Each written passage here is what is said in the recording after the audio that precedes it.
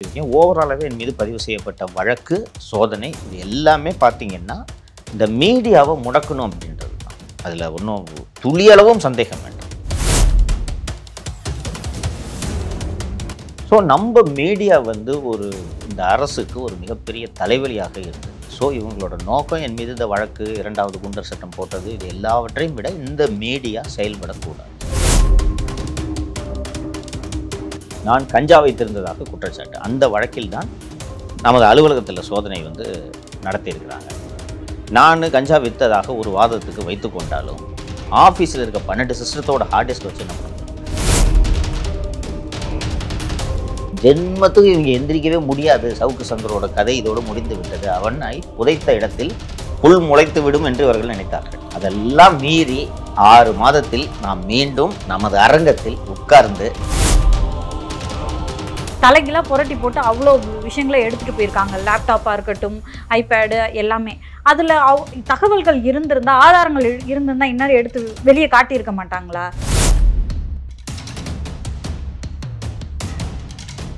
மக்கள் எதிர்பார்க்கும் செய்திகளை தர்றதுனால தானே நமக்கு இவ்வளோ வரவேற்பு கொடுத்தாங்க ஜனங்க.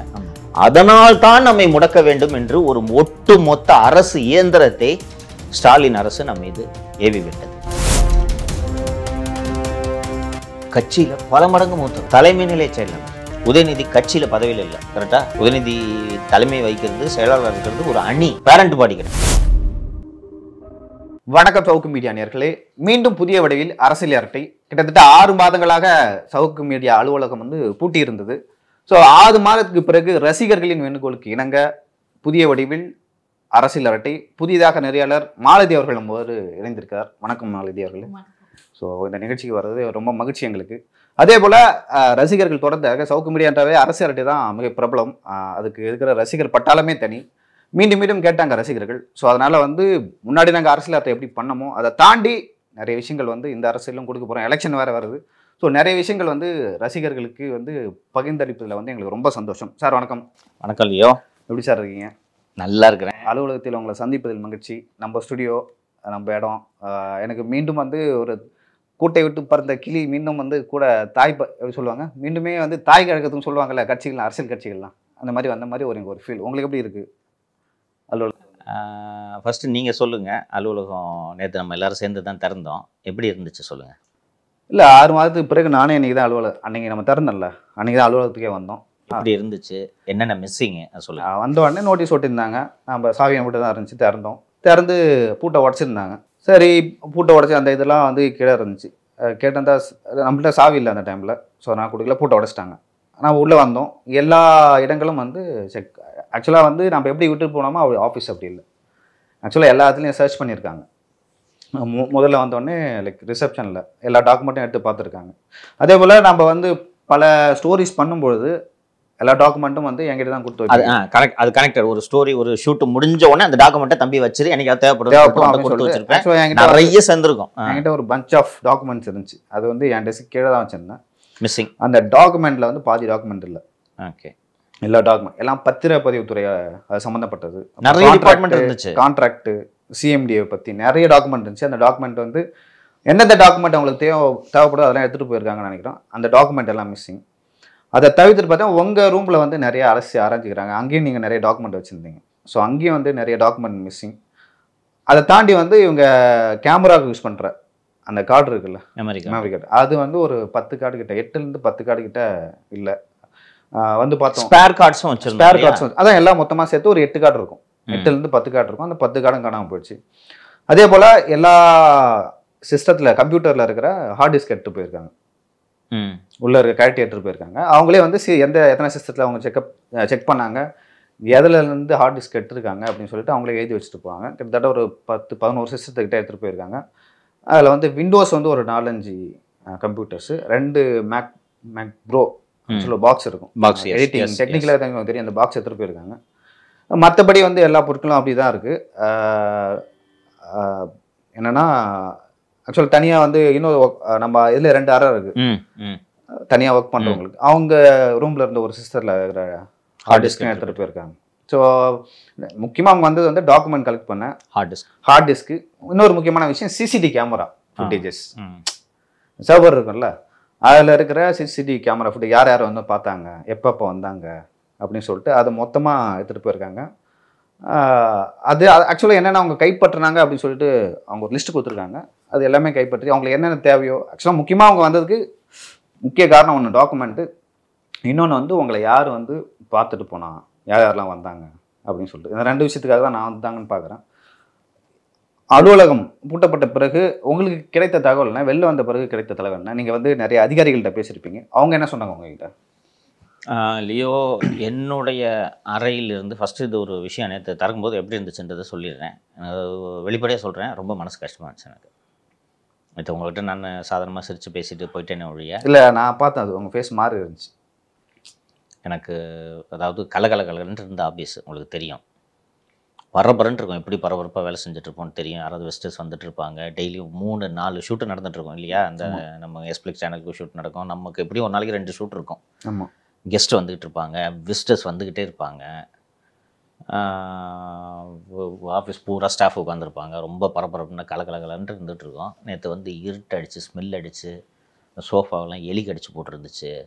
அந்த ஸ்மெல்லு தூசி படிந்து என்னோடய அறையில் இருக்க அந்த மேஜையில் தான் ஆவணங்கள் வச்சுருந்தேன். நான் முடித்த ஸ்டோரிஸோட டாக்குமெண்ட்டை தான் நான் உங்கள்கிட்ட கொடுக்கறது வழக்கம். அடுத்து பண்ண போகிற ஸ்டோரிஸோட டாக்குமெண்ட்ஸு கிட்டத்தட்ட இவ்வளோ டாக்குமெண்ட்ஸ் இருக்கும், இவ்வளோ டாக்குமெண்ட்ஸு. ஏன்னா ஒவ்வொரு ஸ்டோரியும் நம்ம பிரேக் பண்ணும்போது முழுக்க படிச்சுட்டு தான் நம்ம பண்ணணும். அதனால் எல்லாத்தையும் உடனடியாக பண்ண முடியாதுன்றதுனால அடுத்தடுத்து பண்ண போகிற ஸ்டோரிஸோட ஏராளமான டாக்குமெண்ட்ஸும் உள்ளே இருந்துச்சு. ஒன்று விடாமல் எல்லாத்தையும் எடுத்துகிட்டு போயிட்டாங்க. அண்டு சிஸ்டம் பார்த்தீங்க நீங்கள், எல்லாம் விலை உயர்ந்த சிஸ்டம். இந்த மேக் 2 சிஸ்டம், எடிட்டிங் சிஸ்டம் எல்லாம் ரொம்ப காஸ்ட்லி. கிட்டத்தட்ட அந்த 2 சிஸ்டமே வந்து 4-5 lakhs 5 லட்சம் வரும். இது ஓவராலாகவே நான் ஏற்கனவே வெளியிலையும் பேசியிருக்கேன். ஓவராலாகவே என் மீது பதிவு செய்யப்பட்ட வழக்கு, சோதனை, இது எல்லாமே பார்த்திங்கன்னா இந்த மீடியாவை முடக்கணும் அப்படின்றது தான். அதில் ஒன்றும் துளியளவும் சந்தேகம் வேண்டாம். நம்ம இன்றைக்கி நிகழ்ச்சியிலே டீட்டெயிலாக அந்த மீடியாவோட சூழல், மீடியாவை எப்படி வந்து திமுக அரசு கட்டுப்படுத்துகிறது என்பது குறித்தெல்லாம் நாம் இன்றைக்கி பேச போகிறோம். அப்போ விரிவாக சொல்கிறேன். ஸோ நம்ம மீடியா வந்து இந்த அரசுக்கு ஒரு மிகப்பெரிய தலைவலியாக இருந்தது. ஸோ இவங்களோட நோக்கம் என் மீது இந்த வழக்கு, 2வது குண்டர் சட்டம் போட்டது, இது எல்லாவற்றையும் விட இந்த மீடியா செயல்படக்கூடாது அப்படின்றதான் அவங்களோட நோக்கம். நீங்கள் எந்த வழக்கில் வந்து இந்த அலுவலகத்தில் சோதனை நடத்துகிறாங்கன்னு நீங்கள் பார்த்தீங்கன்னா, நான் கஞ்சா வைத்திருந்ததாக குற்றச்சாட்டு, அந்த வழக்கில் தான் நமது அலுவலகத்தில் சோதனை வந்து நடத்தியிருக்கிறாங்க. நான் கஞ்சா விற்றதாக ஒரு வாதத்துக்கு வைத்து கொண்டாலும் ஆஃபீஸில் இருக்க 12 சிஸ்டத்தோட ஹார்ட் டிஸ்கை வச்சு என்ன பண்ண போகிறாங்க? மேக் சிஸ்டத்தை எடுத்துகிட்டு போய் என்ன பண்ண போகிறாங்க? ஒரு ஆஃபீஸில் மீடியா கம்பெனியில் மேக் சிஸ்டம் எதுக்கு? எடிட்டிங் தான் வச்சுருப்பாங்க இல்லையா? நான் கஞ்சா வியாபாரம் பண்ணுறோன்னு ஒரு வாதத்துக்கு வச்சுக்கலாம். எத்தனை கிலோ கஞ்சா வியாபாரம் பண்ணேன்? நான் மேக்கில் என்ட்ரி போட்டால் வைக்க போகிறேன் இல்லை? எந்த கஞ்சா வியாபாரியாவது என்ட்ரி போட்டு வைப்பானா அப்படி? ஸோ இது மேக் சிஸ்டம் அண்டு சிஸ்டத்தோட ஹார்ட் டிஸ்க்கு இதெல்லாம் இவங்க எடுத்துகிட்டு போனதுக்கு ரீசன் என்னென்னா முடக்கணும்.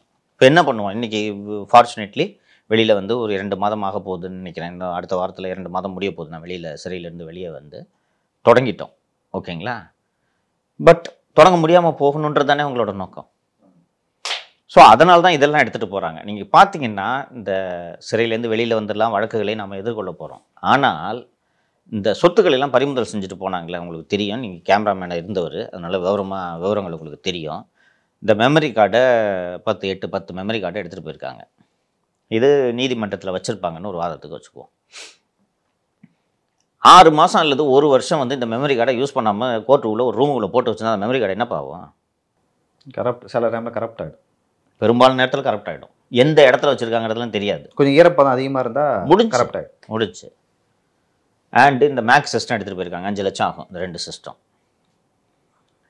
இந்த சிஸ்டத்தை இந்த மேக் சிஸ்டத்தை கோர்ட்டில் அது இருக்கணும். கஸ்டடியில் இந்த மேக் சிஸ்டத்தை எடுத்துகிட்டு வந்து என்கிட்ட காட்டி கேட்குறாங்க, இது பாஸ்வேர்டு இங்கே ஓப்பன் பண்ணி கொடுன்ட்டு. நானும் சார் இந்த சிஸ்டத்தை தொட்டது கூட கிடையாது, இது எடிட்டிங் அதை பசங்களுக்கு வாங்கி கொடுத்த சிஸ்டம், யூசர் நேம்லேருந்து எல்லாமே அவங்க எடிட்டர்ஸ்க்கு தான் தெரியும், நான் அதை தொட்டது கூட கிடையாது, வாங்கினது அன்றைக்கி பார்த்ததோட சரி அப்படின்ட்டு நான் சொல்லும்போது, ஸோ இப்போது அவங்க இதை ஒரு போலீஸ் ஸ்டேஷன்லேயே வச்சுருக்காங்க, தேனி போலீஸ் ஸ்டேஷனில் வச்சுருக்காங்கன்னு வச்சுங்க. அங்கே உட்காந்துருக்கிற ஏட்டையாவுக்கு பான்பராக்கு போடுற பழக்கம் இருந்தால் ஒரு புளிச்சிருந்து அந்த சிஸ்டத்து மேலே துப்புனாலும் ஒன்றும் பண்ண முடியாது. ஸோ அல்டிமேட்லி இது என்ன ஆகுன்னு கேட்டிங்கன்னா, இதெல்லாம் டேமேஜ் ஆகி 1 வருடம் கழித்து இது நம்ம கைக்கு வரும்போது பயன்படுத்த முடியாமல் போய்விடும். இதுதான் இவங்களோட நோக்கம். போலீஸ்க்கு இங்கே வந்து சர்ச் பண்ண போலீஸு அல்லது சோதனைக்கு உத்தரவிட்ட போலீஸ்க்கு வந்து இந்த ஹார்ட் டிஸ்க்கு தூக்கிட்டு போய் ஒன்றும் பண்ண போகிறதில்லன்றது தெரியாதா? இதெல்லாம் பரவாயில்ல. வீட்டில் ஒரு ஐமேக் வச்சுருந்தேன், மேக்கை தூக்கிட்டு போகிறது புரிஞ்சுக்க முடியுது. மவுஸை தூக்கிட்டு போய் என்ன பண்ண போகிறாங்க? மவுஸு ப்ளூடூத் கீபோர்டை எடுத்துகிட்டு போயிருக்காங்க. மகசரில் இருக்குது ஒரு Bluetooth apple keyboard, Bluetooth mouse, apple mouse. இதை எடுத்துகிட்டு போய் என்ன பண்ண போகிறாங்க? இதோட நோக்கம் என்னென்னா உங்களை முடக்கணும். அண்ட் இதெல்லாம் தாண்டிலையோ எனக்கு நம்ம ஜென்மத்துக்கு இவங்க எந்திரிக்கவே முடியாது. சவுக்கு சங்கரோட கதை இதோடு முடிந்து விட்டது. அவனை புதைத்த இடத்தில் புல் முளைத்து விடும் என்று இவர்கள் நினைத்தார்கள். அதெல்லாம் மீறி 6 மாதத்தில் நாம் மீண்டும் நமது அரங்கத்தில் உட்கார்ந்து நமது ஷூட்டு இன்னைக்கு நடத்துறதுன்றது எனக்கு உள்ளபடியே மகிழ்ச்சியாக இருக்கிறது. இன்றைக்கி நம்ம புதுசாக வந்திருக்கிற நெறியாளர் மாலதியும் வந்து இந்த வழக்கு தொடர்பாக ஏராளமாக பாதிக்கப்பட்டிருக்காங்க. Malathi, first welcome to the show. நீங்கள் வந்து இந்த நிகழ்ச்சியில் பங்கெடுத்து ஆங்கராக பணியாற்றுறதுக்கு ஒத்துக்கிட்டதுக்கு உள்ளபடியே முதலில் உங்களுக்கு நன்றியை தெரிவித்துக் கொள்கிறேன். ஃபஸ்ட்டு இந்த வழக்கு நம்ம பேசிகிட்டு இருந்த நீங்கள் கேட்டிருப்பீங்க, நீங்களும் கடுமையான தாக்குதலுக்கு உள்ளானீர்கள். இந்த 5 மாதங்கள் 6 மாதங்கள் நீங்களும் கடும் சிரமத்திற்கு ஆளாகிறீர்கள். இன்னும் சொல்ல போனோன்னா எங்களெல்லாம் கூட வந்து இந்த 5 மாதம் இல்லை லியோவெல்லாம் உள்ளே கஷ்டப்படுத்தினாங்க. நான் உள்ளே இருக்கும்போது அரெஸ்ட் பண்ணுவேன்ட்டு மிரட்டினாங்க. உங்கள் மீதான தாக்குதல், நான் சிறையிலிருந்து வெளியே வந்த பிறகு உங்கள் மீது அதிகப்படியான தாக்குதல் நடந்ததுன்னு நினைக்கிறேன். நீங்கள் இந்த 6 மாதத்தை எப்படி ஹேண்டில் பண்ணீங்க? உங்களோட அனுபவத்தை சொல்லுங்கள், உங்களோட அந்த பர்ஸ்பெக்டிவ் என்னன்றது சொல்லுங்கள். ஆக்சுவலாக வந்து நீங்கள் கைதாக போகிறீங்க, நீங்கள் கைதாக்கிட்டீங்க, எதுவுமே எனக்கு தெரியாது. நம்ம 2 பேரும் வந்து மதுரவாயில் வீட்டில் வாழ்ந்துட்டுருக்கோம். அதுக்கப்புறமா அன்னைக்கு தேர்ஸ்டே வீட்டிலேருந்து நீங்கள் கிளம்பி ஊருக்கு போகிறீங்க. அப்படி ஊருக்கு போகும்போது நான் சரி தேர்ஸ்டே, ஃப்ரைடே, சாட்டர்டே, சண்டே இந்த 4 நாளும் ஃப்ரீயாக தானே இருக்க போகிறேன் அப்படின்னு சொல்லிட்டு அன்றைக்கி ஈவினிங்கே கிளம்பி அம்மா வீட்டுக்கு போயிட்டேன். என்னோட பூர்வீகம் தேனியாக இருந்தால் கூட எங்கள் அம்மா வந்து நான் பிறக்கும் போதே இங்கே வந்துட்டாங்க. அம்மா அப்பா ஃபேமிலியாக வந்துட்டாங்க. ஸோ கிட்டத்தட்ட 35 இயர்ஸாக இங்கே தான் நாங்கள் இருக்கோம், சென்னையில் தான் இருக்கோம். அப்படின்னும்போது கிளம்பி நான் வந்துட்டேன். அடுத்த நாள் நீங்கள் கைது அப்படின்னு சொல்லிட்டு, நான் ஒரு ஜேர்னலிஸ்ட்டாக ஒர்க் பண்ணினதுனால இந்த ஒரு வருஷம் தானே கேப் எடுத்திருந்தேன். அந்த குரூப்புகளெல்லாம் வந்து கைது அப்படின்னு வந்துருச்சு, சவுக்கு சங்கர் கைது அப்படின்னு வந்துருச்சு. ஆனால் என்னால் அதை நம்பவே முடியலை. ஏன்னா அதுக்கு முன்னாடி தான் வந்து முன்னாள் முதல்வர்கள் அவர் வந்து ட்வீட் பண்ணியிருக்காரு உங்கள் கைது சம்மந்தமாக அப்படி இப்படின்னும்போது இது மனசு நம்ப மறுக்குது எனக்கு. அப்போது என் ஃப்ரெண்டு வந்து சொல்கிறாங்க, உண்மையாகவே கைதான்னு சொல்லிட்டு எனக்கு தெரிஞ்சவங்க கிட்டலாம் ஃபோன் பண்ணி கேட்குறேன், யாருக்குமே தெரியலை. காலையில் 7:30 மணிக்கு. அப்போது எனக்கு தெரிஞ்சவங்க ஃப்ரெண்டு சொல்கிறாங்க, இங்கே பாரு இது ஜேர்னலிஸ்ட் குரூப்பில் வந்திருக்கு, இது பொய்யா இருக்க வாய்ப்பே இல்லை அப்படின்னு சொல்கிறாங்க. சரி அப்படியே போயிட்டே இருக்குது. அதுக்கப்புறம் பார்த்திங்கன்னா ஒரு 3:30 மணி வாக்கில் உங்களை கோர்ட்டில் ப்ரொடியூஸ் பண்ணுறாங்க. அப்போ தான் தெரியுது அந்த பச்சை கலர் டிஷர்ட்டில் நீங்கள் வரீங்க. அப்போ தான் உண்மையாகவே கைது பண்ணிட்டாங்க தான் அப்படின்னு எனக்கு தெரியுது. அதுக்கு முன்னாடி வந்து இந்த கார் ஆக்சிடெண்ட்டுன்ற விஷயம் வந்துருச்சு. அப்போலாம் மனசே தாங்க முடியல, செம்ம அழுக. ஏன்னா கைதானா தெரில நம்மளுக்கு. ஒருவேளை அந்த அளவில் இது இருந்தது இல்லையா, வெளியே சொல்லி முடிச்சிட்டாங்க அப்படின்ற ஒரு பேச்சு தான் வேற இருந்தது. ரொம்ப மனசு தாங்க முடியல. இதுக்கு நடுவில் என்ன ஆச்சுன்னா, இன்டர்வியூஸ் வந்து நிறைய என் கூட வேலை பார்த்த ஜேர்னலிஸ்டே நிறைய பேர் உங்களுக்கு சம்மந்தமாக இன்டர்வியூஸ் கொடுத்துட்ருக்காங்க. அதில் வந்து என்ன சொல்கிறாங்கன்னா வந்து, தேனியில் என்னை பார்க்குறதுக்காக தான் நீங்கள் வந்தீங்க, கிளம்பி வந்தீங்க, அங்கே நீங்கள் கைதாகிருக்கீங்க, அங்கே நம்ம 2 பேரும் ஒன்றா இருந்தோம், முதல்ல ஒரு பொண்ணோட இருந்தோன்னு இருந்தாங்க அப்படின்னு சொன்னாங்க. அதுக்கப்புறமா அந்த பொண்ணே நான் தான். அதுக்கப்புறம் போலீஸ் கூப்பிட்டு வச்சு என்னை பேசி, என் கூட பேசி என்ன அனுப்பிச்சு வச்சுட்டு உங்களை மட்டும் கைது பண்ணிட்டு போயிட்டு. இதெல்லாம் பேசுறது ஜேர்னலிஸ்டே பேசுறாங்க, என் கூட பத்திரிகையாளர்கள், மூத்த பத்திரிகையாளர்கள். அதாவது என் கூட பேசிட்டு இருந்த நல்லா எனக்கு தெரிஞ்சவங்க என்னோட ஃபோட்டோலாம் எடுத்து என் மகள் போன்றவர் அப்படின்லாம் ஃபோட்டோ வந்து ஃபேஸ்புக்கில் போட்டிருக்காங்க. அந்த அளவுக்கு ரொம்ப நல்லா தெரிஞ்சவங்க. நீங்கள் என்னன்னா, நீங்கள் பத்திரிகையாளராக இருக்கீங்க இவ்வளோ நாளாக, உங்களுக்கு அப்படி ஒரு டவுட் இருந்தால் என்கிட்டயே ஃபோன் பண்ணி கேட்டிருக்கலாமே. கேட்காமலே எப்படி இந்த மாதிரியான பேசுனாங்கன்னு எனக்கு தெரியல. அவங்களா பேசுகிறாங்களா இல்லை அப்படி அவங்களுக்கு ஒரு இன்ஃபர்மேஷன் வந்துச்சான்லாம் நம்மளுக்கு தெரியல. ஸோ இது ஒரு பக்கம் இருக்கட்டும். அப்போ அன்னைக்கு உங்களை கோர்ட்டில் ப்ரொடியூஸ் பண்ணும்போது பெண்கள்லாம் வந்து தொடப்பத்தால் அடிக்கிறாங்க, செருப்பால் அடிக்கிறாங்க, சுற்றி வந்துருச்சு. ஒரு சில சேனலில் வந்து அது டிஎம்கேவோட பெண்கள் விங், அது மாதிரி மகளிரணி பணம் கொடுத்து கூட்டு வந்த ஆட்கள் அப்படின்னு சொல்றாங்க. ஓகேவா? ஆனா சம்பந்தப்பட்ட எங்களுக்கோ உங்க பேரண்ட்டுக்கு தங்கச்சிக்கு அவங்களுக்கெல்லாம் கூட தெரியல கைதானதோ இந்த ஆக்சிடென்ட் சம்பந்தமா எதுவுமே தெரியல. அவங்கெல்லாம் எங்க இருந்து வந்தாங்க அப்படின்றது ரொம்ப ஷாக்கிங்கா இருந்துச்சு. சென்னையில் அந்த ப்ராட்டஸ்ட் அந்த மகளிர் அன்னைக்கு துட்டு கொடுத்து கூட்டிட்டு வந்தது சேகர் பாபு. சென்னை எக்மோர் கோர்ட்டில் கூட்டிட்டு வரும்போது பக்கத்தில் சேகர் பாபு காரில் உட்காந்துக்கிட்டு பேமெண்ட் எல்லாம் அவர் கொடுத்துருக்காரு. இதே மாதிரி அவங்க மதுரையில வந்து அண்ணன் மூர்த்தி அவர் மூர்த்தி கரெக்டாக சொன்னீங்க. அது மாதிரி இருந்தது. ஆனா அதுக்கப்புறம் ஒரு 4-5 நாளைக்கு அப்புறம்லாம் பாலிமர் சேனல்ல வந்துருச்சு. அவங்க வந்து அந்த பெண்களை வந்து இன்டர்வியூ எடுக்கிற மாதிரி எதுக்கு வந்தீங்க, எங்க வந்தீங்க, யார் சவுக் சங்கர் உங்களுக்கு தெரியுமானா யாருன்னு தெரியாது, கூட்டத்துக்கு வந்தோம் தொடப்பத்தோட வாங்கன்னு சொன்னாங்க. ஆமா அத மாதிரி சொல்லி இருந்தாங்க. ஸோ அது ஒரு பார்ட். அதுக்கப்புறம் அபியூஸ், உங்களை பத்தி ட்ரோல் பண்றாங்க, நிறைய தவறான தகவல். உங்களுக்கு ஏதாவது அழுத்தம் வந்துச்சா காவல்துறையிட்ட வந்து? என்னோட வந்து ட்விட்டர் பேஜை ஓப்பன் பண்ணி பார்த்துட்டாங்க. எப்படின்னா வந்து எனக்கு மெசேஜ் வருது என்னோட ஃபோனுக்கு வந்து, உங்களோட ட்விட்டர் பேஜ் ஓப்பன் பண்ணியிருக்காங்க, நுங்கம்பாக்கம் எக்மோர் ஏரியாவில் உங்களுக்கு வந்து ஓப்பன் பண்ணி பார்த்துட்டாங்க அப்படின்னு சொல்லிட்டு. ஆக்சுவலாக நான் இந்த 1 வருஷம் 1.5 வருஷமாக வந்து லிட்ரலாக சோஷியல் மீடியாவிலேருந்துலாம் ஃபுல்லாக விலகி இருந்தேன். இப்போ நீங்கள் பெரிய செலிப்ரிட்டியாக இருக்கிறதுனால நம்ம ஒரு ஹோட்டலுக்கு போனால் கூட அங்கே எப்படி பார்ப்பாங்கன்னா, என்ன எப்படி பார்ப்பாங்கன்னா, இவ்வளோ எளிமையாக இருக்கீங்களே அப்படின்னு சொல்லுவாங்க. நம்மளாக இருக்கிறதுக்கே இவங்களுக்கு ஏன் இவ்வளோ சர்ப்ரைஸாக இருக்குது. ஸோ எனக்கு இந்த ரிலேஷன்ஷிப் நம்ம வெளியே எடுத்துகிட்டு போனோம்னா நம்ம ப்ரைவசி ஃபுல்லாக பாதிக்கப்படும் அப்படின்னு சொல்லிட்டு முடிஞ்ச வரைக்கும் நான் வந்து டோட்டலாக லைம்லைட்ல இல்லாம இருக்கிறத தான் நான் எப்பவுமே விரும்பிட்டு இருந்திருக்கேன் அப்படின்ற மாதிரி இருந்துச்சு. சோஷியல் மீடியா ஓப்பன் பண்ணியிருக்காங்க. வேற சோஷியல் மீடியா ஓப்பன் பண்ணோன்னே ஓகே புரிஞ்சிருச்சு ஏதோ ஒன்று நடக்குது அப்படின்னு சொல்லிட்டு. இந்த பர்சனல் அட்டாக்ஸ் எப்படி ஹேண்டில் பண்ணீங்க? இப்போ உங்கள் பேரண்ட்ஸுக்கு தெரிஞ்சிருக்கும், இப்போ இந்த விஷயங்கள்லாம் உங்கள் பேரண்ட்ஸுக்கு தெரிஞ்சிருக்கும். அண்டு நீங்கள் சொன்ன மாதிரி உங்களுக்கு தெரிஞ்ச உங்களோட பழகிய பத்திரிகையாளர்களே ரொம்ப மோசமாக பொய்யான தகவல்களை அப்போ அவங்களுக்கு எக்ஸ்க்ளூசிவாக ஏதோ தெரிந்த மாதிரிலாம் பேசினாங்க. How did you feel, how did you handle it? எப்படி ஹேண்டில் பண்ணீங்க அதை? ஃபஸ்ட்டு வந்து நம்ம கிட்டத்தட்ட 1.5 வருஷமாக ஒன்றாவே இருந்திருக்கோம். அப்படி ஒன்றா இருந்த காலங்கள்லாம் வந்து பார்த்திங்கன்னா நான் நண்பர்கள் கூட பேசுகிறத ஃபுல்லாக கட் பண்ணிட்டேன். ஏன்னா எப்போவுமே வந்து பார்த்திங்கன்னா ஒவ்வொரு சனியும் ஞாயிற்றுக்கிழமையும் வந்து கைதாக போகிறீங்க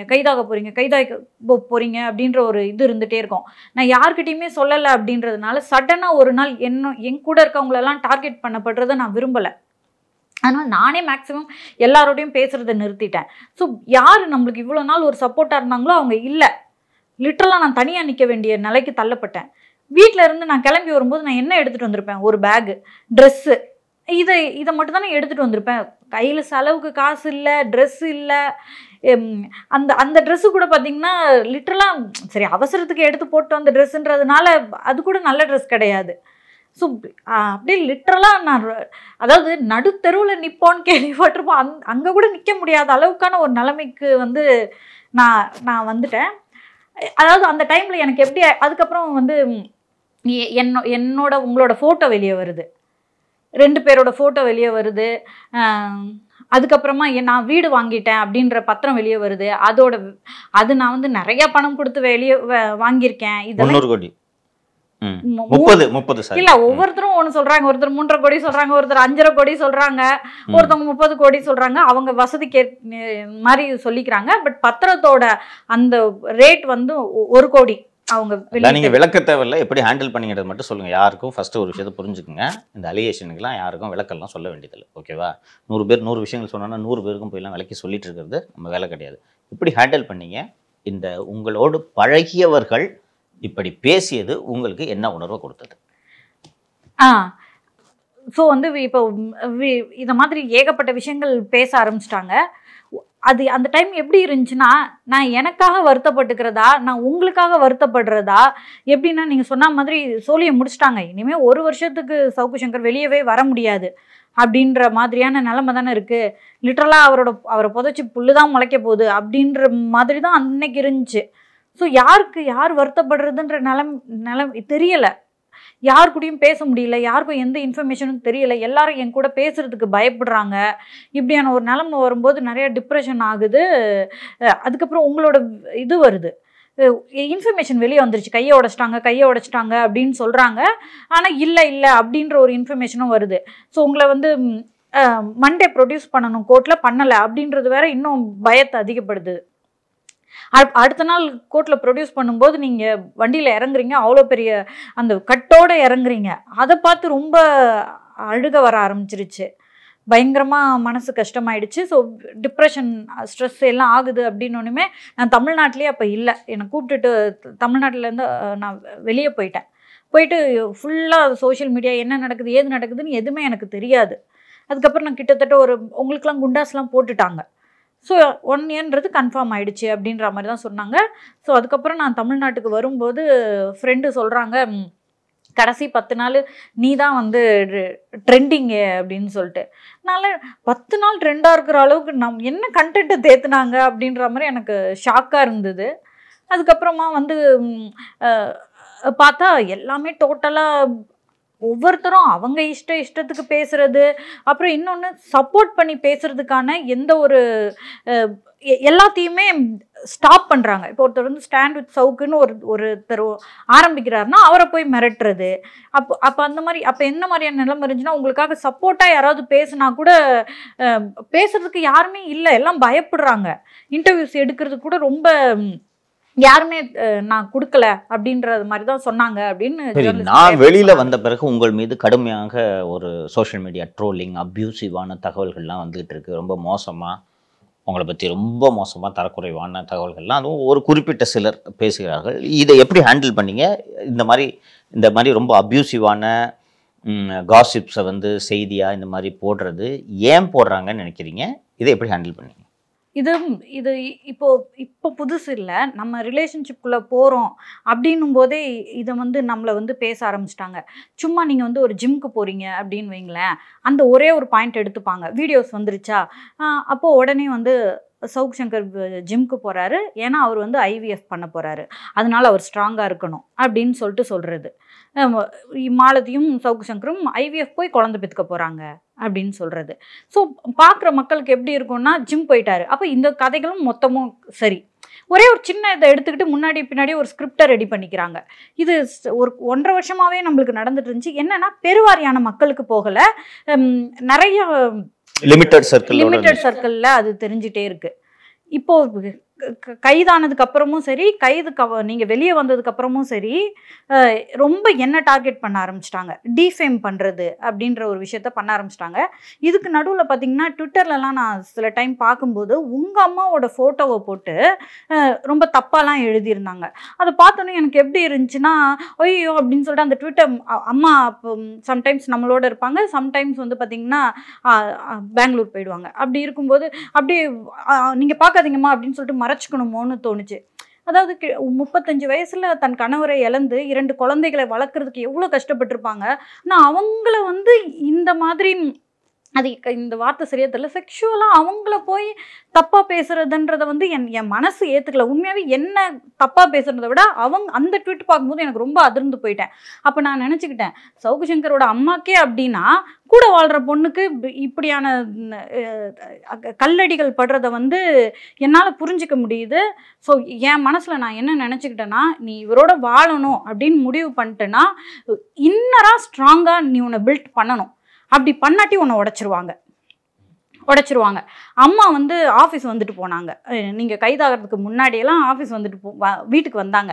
ஆக்சுவலாக அங்கே வரும்போதே பார்த்தீங்கன்னா, இந்த சாரிக்கு இந்த ப்ளவுஸ் ஓகேவா அப்படின்னு என்கிட்ட தான் கேட்டுட்டு தான் அந்த ட்ரெஸ்ஸை போட்டுட்டு அப்படி வராங்க. பட் அந்த டைமில் என்ன பேசிகிட்டு இருப்பாங்கன்னா, மாலத்தியும் சவுக்கும் சேர்ந்து வாழ்கிறதுனால அவங்க அம்மா வீட்டை விட்டு போயிட்டாங்க, சவுக்கு சங்கர் வீட்டை விட்டு துரத்திட்டாரு, இன்னொரு சேனலில் போய் மாதம் 10,000 ரூபாய் வாங்கி செலவு பண்ணுறாங்க, இந்த மாதிரி நிறைய விஷயம் சொல்லுவாங்க. பட் அப்படி இல்லை. இந்த மாதிரி என்ன பேசிட்டு இருந்தாலும் நம்ம யாருக்குமே இது வரைக்கும் பதில் சொன்னதில்லை, அதை கண்டுக்கிட்டது இல்லை. அப்போது அவங்க இந்த ஆஃபீஸை பார்த்துட்டு வந்து வீட்டில் என்ன சொன்னாங்கன்னா, நான் சொன்னேன் ஆஃபீஸ் எப்படிமா இருந்தது, நல்லா இருந்ததா, நான் இது வரைக்கும் ஆஃபீஸே போய் பார்த்ததில்லை, ஆக்சுவலாக இன்றைக்கி தான் ஃபஸ்ட்டு வரேன் சொன்னதுக்கு அவங்க சொன்னாங்க, நீ போகாததுக்கே உன்னை பற்றி கண்ணா பின்னான்னு பேசுகிறாங்க, இன்னும் நீ போயிருந்தனா இன்னும் என்னெல்லாம் பேசுவாங்க அப்படின்னு சொல்லிட்டு. ஸோ கூட இருக்கவங்களுக்கு நம்மளை பற்றி புரியுதில்ல, தப்பாக தான் பேசுகிறாங்கன்னு அவங்களுக்கு புரியுதில்ல அப்படின்ற மாதிரி நான் எனக்கு கூட இருக்க 4 பேர் நம்மளை நம்பினா போதும், உண்மையாகவே அவங்க தான் என் உலகன்றதுனால அது என்னை பெருசாக புண்படுத்தலை. இன்னொன்று, இப்போது நீங்கள் யோசிச்சு பாருங்களேன், இவங்க சொல்கிறதெல்லாம் ஒரு ஆர்கியூமெண்ட்டுக்கு உண்மைனே வச்சுப்போமே. இப்போ தனிப்பட்ட மாலதியாக இதெல்லாம் நடக்குது அப்படின்னா இது வந்து வெளியே எடுத்துகிட்டு வந்து சொல்லுவாங்களா? சொல்ல மாட்டாங்க. ஏன் சொல்கிறாங்க? சவுக்கு சங்கரை வந்து போதுமான அளவுக்கு அடிச்சிட்டாங்க, என்னென்ன பண்ண முடியுமோ பண்ணிட்டாங்க. அவர் வந்து அடங்க மாட்டேங்கிறாரு. மீண்டும் மீண்டும் வந்து எந்த கட்சி ஆளும் கட்சியாக இருக்கோ அதுக்கு எதிர்கட்சியாக இருந்து தன்னுடைய விமர்சனங்களை வச்சுக்கிட்டே இருக்காரு. அப்போ அவரை எப்படி அடக்க முடியும்? ஒன்று அவரை போட்டு அடின்னு அடிக்கிறது, அதுக்கப்புறமா அவங்க கூட இருக்கவங்கள டார்கெட் பண்ணுறது. அப்படி டார்கெட் பண்ணும்போது ஆட்டோமேட்டிக்காக என்ன இதை மாதிரி பண்ணுறாங்க. சரி, ஒரு பெண்ணாக டிஃபைம் பண்ணுவாங்க, குணத்தால் அவள் இவ்வளோ கேவலமானவ அப்படின்னு டார்கெட் பண்ணுவாங்க. அடுத்தது வந்து ஒரு ஆண்னா பணம் நிறையா வச்சுருக்கான் அப்படின்னு சொல்லிட்டு பண்ணுவாங்க.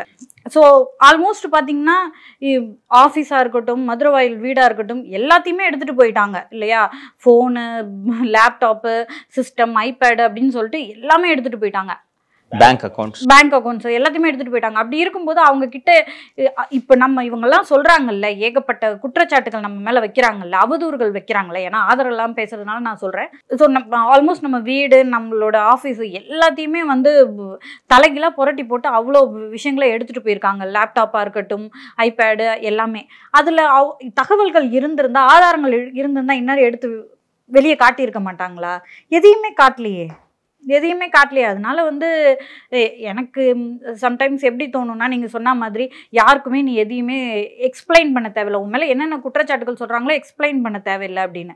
எனக்கு எப்படி தோணுன்னா, ஒரு படத்தில் விஜய் அவரோட படத்தில் வந்து வில்லனா அப்படின்னு ஷாக்காவான், உனக்கு எப்படி தெரியும் அப்படின்னு சொல்லிட்டு சஸ்பென்ஸ்லேயே சாவுன்னு சுடுவார்ல, அது மாதிரி சஸ்பென்ஸாகவே இருக்கட்டும் அப்படின்னு நான் நினைக்கிறேன். வாழ்த்துக்கள். இது என்னன்னா, நீங்கள் சொன்னது மாதிரி எப்படியாவது என்னை பிரேக் பண்ணணுன்றதுக்கு நான் இந்த 5 மாதத்தில் சிறையிலையும் சரி, போலீஸ் கஸ்டடியிலையும் சரி, அதற்கு பிறகு வெளியில் வந்த பிறகும் சரி, வெளியில் வந்த பிறகு இந்த டார்கெட், இந்த தாக்குதல்கள் ரொம்ப அதிகமானதுக்கான ஒரு காரணம் என்னென்னா, கஸ்டடியில் சொல்லி அனுப்புகிறாங்க.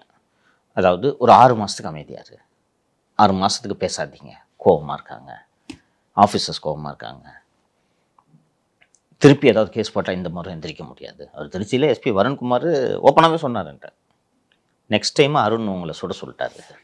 அப்போ தான் அந்த புதுக்கோட்டையில் துரன்றால சுட்டுட்டு அன்றைக்கி நைட்டு கரூரில் கஸ்டடியில் இருக்கேன், வருண் கஸ்டடியில் இருக்கிறேன் நான்.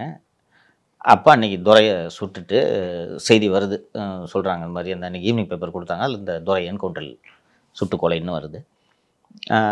வந்துட்டு சொல்கிறாரு, நெக்ஸ்ட் டைம் சொல்லிட்டாங்க உங்களை அப்படின்னோடனே அந்த ஸ்லோவாக அந்த பயத்தை உருவாக்குவாங்க தெரியுமா, இந்த வாட்டி சுட்டுருவாங்க, கஷ்டம். சரி, என்ன பண்ணணும் சுடாமல் இருக்கிறதுக்கு அப்படின்னா 6 மாதம் அமைதியாக இருங்க, மீடியானே எதுவும் ஸ்டார்ட் பண்ணாதீங்க. அண்டு எவ்வளோ யூடியூப்ஸ் நடந்துகிட்டு இருக்கு, அவங்க பட்டும் படாமல் எவ்வளவோ சொன்னீங்க. பிஜேபி எவ்வளோ வேணாலும் திட்டிங்க, அது பிரச்சனை இல்லை. பிஜேபி திட்டினா இவங்களே காசு கொடுப்பாங்க, எல்லாரும் கம்முன்னு இருக்காங்க, உங்களுக்கு என்ன சங்கர் பிரச்சனை அப்படின்னும் போது இதை ஓவராலாக இது எல்லாத்தையும் இப்போ உங்கள் மாலதி சொன்னது, லியோவுக்கு நடந்தது, நான் இப்போது சொன்னது, நம்ம அந்த சோதனை இல்லை, ஓவரால் அந்த 6 மாதங்களாக நடந்த சம்பவங்கள் எல்லாத்தையும் தோக்கும்போது உண்மையிலே சொல்கிறேன் லியோ, உண்மையிலே சொல்கிறேன் மாலதி, பெருமையாக இருக்குது. நம்ம ஒன்றும் பெரிய பிபிசி கிடையாதுப்பா, நம்ம அல்ஜசீரா கிடையாது இல்லையா? ஒரு 4 பேர் சேர்ந்து ஒரு ஆஃபீஸு, ஒரு டினரில் ஒரு ஆஃபீஸ் எடுத்து ஒரு மீடியா நடத்திட்டு இருந்தோம். இதை ஒடுக்க வேண்டும், இதை அழிக்க வேண்டும் என்பதற்காக ஒரு அரசு இயந்திரமே வேலை செய்துனா நாம் பெருமைப்படத்தக்க வேலைகளை செய்து கொண்டு இருக்கிறோம் அப்படின்ட்டு தான் பார்க்கணும். ஸோ இப்போ இந்த மீடியாவோட தொடர்ச்சியாகவே சில விஷயங்களை நம்ம இன்றைக்கி பேசலான்ட்டு லியோட்ட சொல்லியிருந்தேன், கேளுங்க. சரிங்க சார், இப்போ வந்து நம்ம அரசியலுக்கு வரலாம். அரசியல் என்ன நடக்குதுன்னு சொல்லிட்டு தொடர்ந்து இப்போ ஒரு வார காலமாக, ஒரு 4 நாள் கூட வச்சுக்கலாம், தொடர்ந்து எடப்பாடி பழனிசாமி ஆகட்டும் அவர்களிடம் வந்து ஒரு கேள்வி திரும்ப கேட்கப்படுகிறது. 2026 சட்டமன்ற தேர்தலில் பாஜகவுடன் கூட்டணி வைக்கிறீங்களா அப்படின்னு ஒரு கேள்வி கேட்கப்படுகிறது. அதற்கு வந்து அவரும் பதில் சொன்னார், இல்லை அப்படின்னு சொல்லிட்டார். அவர் இல்லைன்னு சொன்ன பிறகு அவர் வந்து கொஞ்சம் மழுப்பி சொன்னார்னு வச்சுங்களேன், மறைமுகமாக சொன்னார், டைரெக்டாக அட்டாக் பண்ணல, ஒரே கொள்கை உடையவங்களோட கூட்டணி வைக்கிறேன்னு சொல்லிட்டு சொன்னார். அதை வந்து திருச்சி பாஜகவுடன் அதிமுக மீண்டும் கூட்டணி அப்படின்னு சொல்லிட்டு பேசினாங்க. அதற்கு வந்து ஜெயக்குமார் அவர்களை வைத்து எடப்பாடி பழனிசாமி வந்து ஒரு பிரஸ் மீட் கொடுத்தாரு. அதில் ஜெயக்குமார் அவர்களும் என்ன சொன்னார்னா, பாஜகவுடன் கூட்டணி இல்லைன்னு சொன்னார். குறிப்பா 26 கூட்டணி இல்லைன்னு தெளிவாக சொன்னார். 26 இனிமேல் எப்பவுமே கூட்டணியில் கூட ஜெயக்குமார் அவர்கள் சொன்னார். மீண்டும் வந்து எடப்பாடி பழனிசாமி கிட்ட அதே கேள்வி கேட்கப்படுது. அதான் நேற்று அன்றைக்கே சொன்னேன், அந்த வீடியோவை பாருங்க அப்படின்னு சொல்லிட்டு சர்காஸ்டிக்காக கலாச்சிட்டு போயிட்டார். நீங்கள் எப்படி பார்க்குறீங்க? இது வந்து ஏன் வந்து இந்த மாதிரியான ஒரு கருத்துருவாக்கம் அதிமுகவை நோக்கி உருவாக்கப்படுது? ஏன்னா எப்பயுமே அதிமுகவை நோக்கி உருவாக்கப்படும் செய்தி வந்து தன்னால் நடக்கிறதில்ல, அது வந்து உருவாக்கப்படுவது அப்படின்னு தான் நான் பார்க்குறேன். நீங்கள் எப்படி பார்க்குறீங்க? அதை ஏன் நடக்குது அது? லியோ, இது கொஞ்சம் விளக்கமாக இது குறித்து நான் பதில் சொல்ல விரும்புகிறேன். வெறுமனே வந்து இந்த அதிமுக பிஜேபி கூட்டணி அப்படின்னு சொல்லிட்டு எளிமையாக ஒரு செய்தி வந்துச்சு. இந்த செய்தியோடு இதை கடந்து போக முடியாது. 2021 ஆட்சி தொடங்கியதிலிருந்து என்னென்ன நடந்து கொண்டிருக்கிறது, எப்படி இந்த சிஸ்டம் ஒர்க் பண்ணுதுன்றதை மக்கள் தெரிந்து கொள்ள வேண்டும். அதனால் கொஞ்சம் டீட்டெயிலாக சொல்லிடுறேன். அண்டு 2015 சுனில் கனுகுலு அவரோட ஓஎம்ஜி நிறுவனம் 2016 தேர்தலுக்காக திமுகவுக்கு வேலை செய்தது. அப்போது தான் இது முதலாக இது தொடங்குகிறதுன்னு ஓரளவுக்கு சொல்லலாம். பெரிய பிரிண்ட் மேகசினில் நீங்கள் வேலை செஞ்சீங்கன்னா உங்களுக்கு தெரியும், கலைஞர் கருணாநிதி அவர்களைப் போல அவ்வப்போது பத்திரிகையாளர்களை கூப்பிட்டு செய்தி கொடுக்கறது ஒன்றுமே இல்லைன்னா, அதுவும் கலைஞர் எப்படிலாம் போய் கேட்கலான்னா, சார் நாளைக்கு நியூஸ் ஒன்றுமே இல்லை சார் அப்படின்னா வாயான்ட்டு ஏதாவது ஒன்று கொடுத்து மறுநாள் ஒரு 2 நாள் அவரை பற்றி பேசுகிற மாதிரி ஒரு நியூஸ் கொடுத்து விட்ருவார். ட்ரையாக இருக்குது சார் அப்படின்னு சொன்னோன்னா. அதுபோல் எளிதாகவெல்லாம் நீங்கள் ஸ்டாலினிடம் பேட்டி வாங்க முடியாது. ஸோ ஸ்டாலின்கிட்ட பேட்டி வாங்குறதுனாலே பெரிய லாபி பண்ணும். ஓகேவா? 2 மாதம், குறைந்தது 2 மாதம் காத்திருக்க வேண்டும். காத்திருந்து கொஸ்டின் இது மாதிரி 5 பக்கத்து கொஸ்டினை டைப் அடிச்சு அனுப்பிச்சிங்கன்னா 5 வாட்டி அந்த ரிப்ளையை திருப்பி ஃப்ரண்ட் அண்ட் பேக் போயிட்டு வரும். அதற்கு பிறகு 2015 டிஎம்கே சார்பான செய்திகள் பாசிட்டிவாக வருவதற்கு எல்லா மீடியாவுக்கும் காசு கொடுக்குற வேலையை முதலில் தொடங்கி வைத்தது திரு சுனில் கனுகுலு. அந்த சமயம்லாம் பார்த்தீங்கன்னா ஸ்லோவாக வந்து அட்வர்டைஸ்மெண்ட் ரெவன்யூ கம்மியாகி மீடியா பிஸ்னஸ் ஒரு வயபுளான பிஸ்னஸ் இல்லைன்ற சூழல் உருவாகுது. அதுக்கு முன்னாடி வந்து மீடியா எப்படி இருந்துச்சுன்னா ஓரளவு வந்து நியூட்ரலாக இருப்பாங்க. எஸ், எந்த கட்சியும் சார மாட்டாங்க. எஸ், எலெக்ஷன் டைமில் வந்து சாஞ்சாலும் அது ஒரு நெரேட்டிவ் செட் பண்ணாங்க. எப்படின்னா அதிமுகவுக்கு எதிராக அதிமுக பாஜக அப்படி இருக்கிறதால தான் தமிழ்நாட்டில் இப்படி நடக்குதுன்னு ஒரு நெரேட்டிவ் செட் பண்ணாங்க. அது தொடர்ந்து நடந்துக்கிட்டே 2021 நடந்தது, 2024 வரைக்குமே எனக்கு தெரிஞ்சு நடந்துட்டு தான் இருக்குது. நான் அப்படி தான் பார்க்குறேன் அதை. ஸோ ஒரு பெருமளவு வந்து இந்த மீடியாவுக்கு பே பண்ணுற இந்த பழக்க வழக்கம் அதெல்லாம் ஆரம்பிச்சிட்டு இருந்துச்சு. லியோ, கொரோனா மீடியாவை உடச்சி போட்டுருச்சு, அதான் உண்மை. ஓகேங்களா? உங்களுக்கு தெரியும், நடக்கவே முடியாத அளவுக்கு நெருக்கடியான ஒரு காலகட்டம். எந்த தொழில் நடக்கலை, எல்லாமே போச்சு. ஆனால் செய்தித்தாளும் ஊடகங்களும் செயல்பட வேண்டும். ஆமாம் இல்லையா? இப்போது பிரிண்ட் மீடியாவும் சரி, விஷுவல் மீடியாவும் சரி, எதை நம்பி மீடியா நடத்துகிறாங்க? சேல்ஸ்ன்றது கொஞ்சம் தான், பெருமளவு அட்வர்டைஸ்மெண்ட். கொரோனா காலத்தில் யார் அட்வர்டைஸ்மெண்ட் கொடுப்பா? 1.5 வருஷம் போச்சா? தொழிலே நடக்கல, சோத்துக்கு வழி இல்லை, விளம்பரம் அவன் கொடுப்பான்.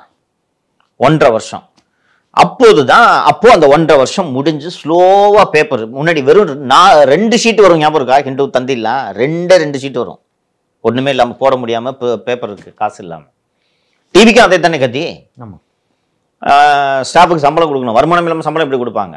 இதற்கு பிறகு இந்த கொரோனா முடிந்து 2021 2வது அலையை ஒட்டி திராவிட முன்னேற்ற கழகம் ஆட்சிக்கு வருகிறது. அப்போதான் அந்த மீடியா லேசாக எந்திரிக்க ஆரம்பிக்குது. ஓகேங்களா? கொரோனாலாம் முடிஞ்சு எல்லா தொழிலும் லேசாக எந்திரிக்க ஆரம்பிக்குது. மீடியாவும் அப்போ தான் எந்திரிக்கிற இந்த நேரத்தில் வருமானம் இல்லாமல் அவர்கள் மிகுந்த சிரமத்திற்கு ஆளான நேரத்தில் திமுக ஆட்சிக்கு வந்து அப்போ தான் செகண்ட் வேவ் வருது. செகண்ட் வேவ் வந்தோடனே இனிஷியலாக நல்லா உங்களுக்கு எல்லாம் உங்கள் 2 பேருக்கும் நினைவு இருக்குன்னு நினைக்கிறேன், 6 மாதத்துக்கு திமுகவுக்கு ஓவர்வெல்மிங் சப்போர்ட். நானே பெரிய அளவில் குறை சொல்ல திமுக அரசு, ஏன்னா செகண்ட் வேவ் வந்திருக்கு. அதோட எடுத்த உடனே ஃப்ளட் வந்துச்சு. ஞாபகம் இருக்கா? நவம்பர் டிசம்பரில் 21 ஃப்ளட் வந்துச்சு. ஸோ இந்த கவர்மெண்ட்டு கொஞ்சம் டைம் கொடுக்கணுன்ட்டு எல்லாரும் வெயிட் பண்ணிட்டு இருந்தாங்க. கொஞ்சம் வெயிட் பண்ணலான்னு சொன்னேன். இதுக்குள்ளே வந்து இவங்க மொத்த மீடியாவையும் பேரோலுக்கு கொண்டு வந்துட்டாங்க.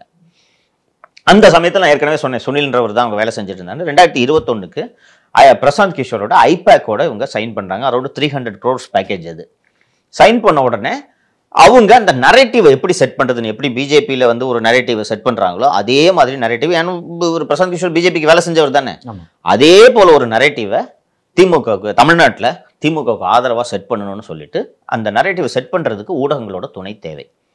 எந்த அளவுக்கு பேமெண்ட் கொடுப்பாங்கன்னா, இப்போ ஒரு ஒன் இண்டியான்னு ஒரு நிறுவனம் இருக்குன்னு வச்சுங்க. ஒன் இண்டியாவோட ஹோம் பேஜில் ஒரு நியூஸ் வரணுமா வேண்டாமா?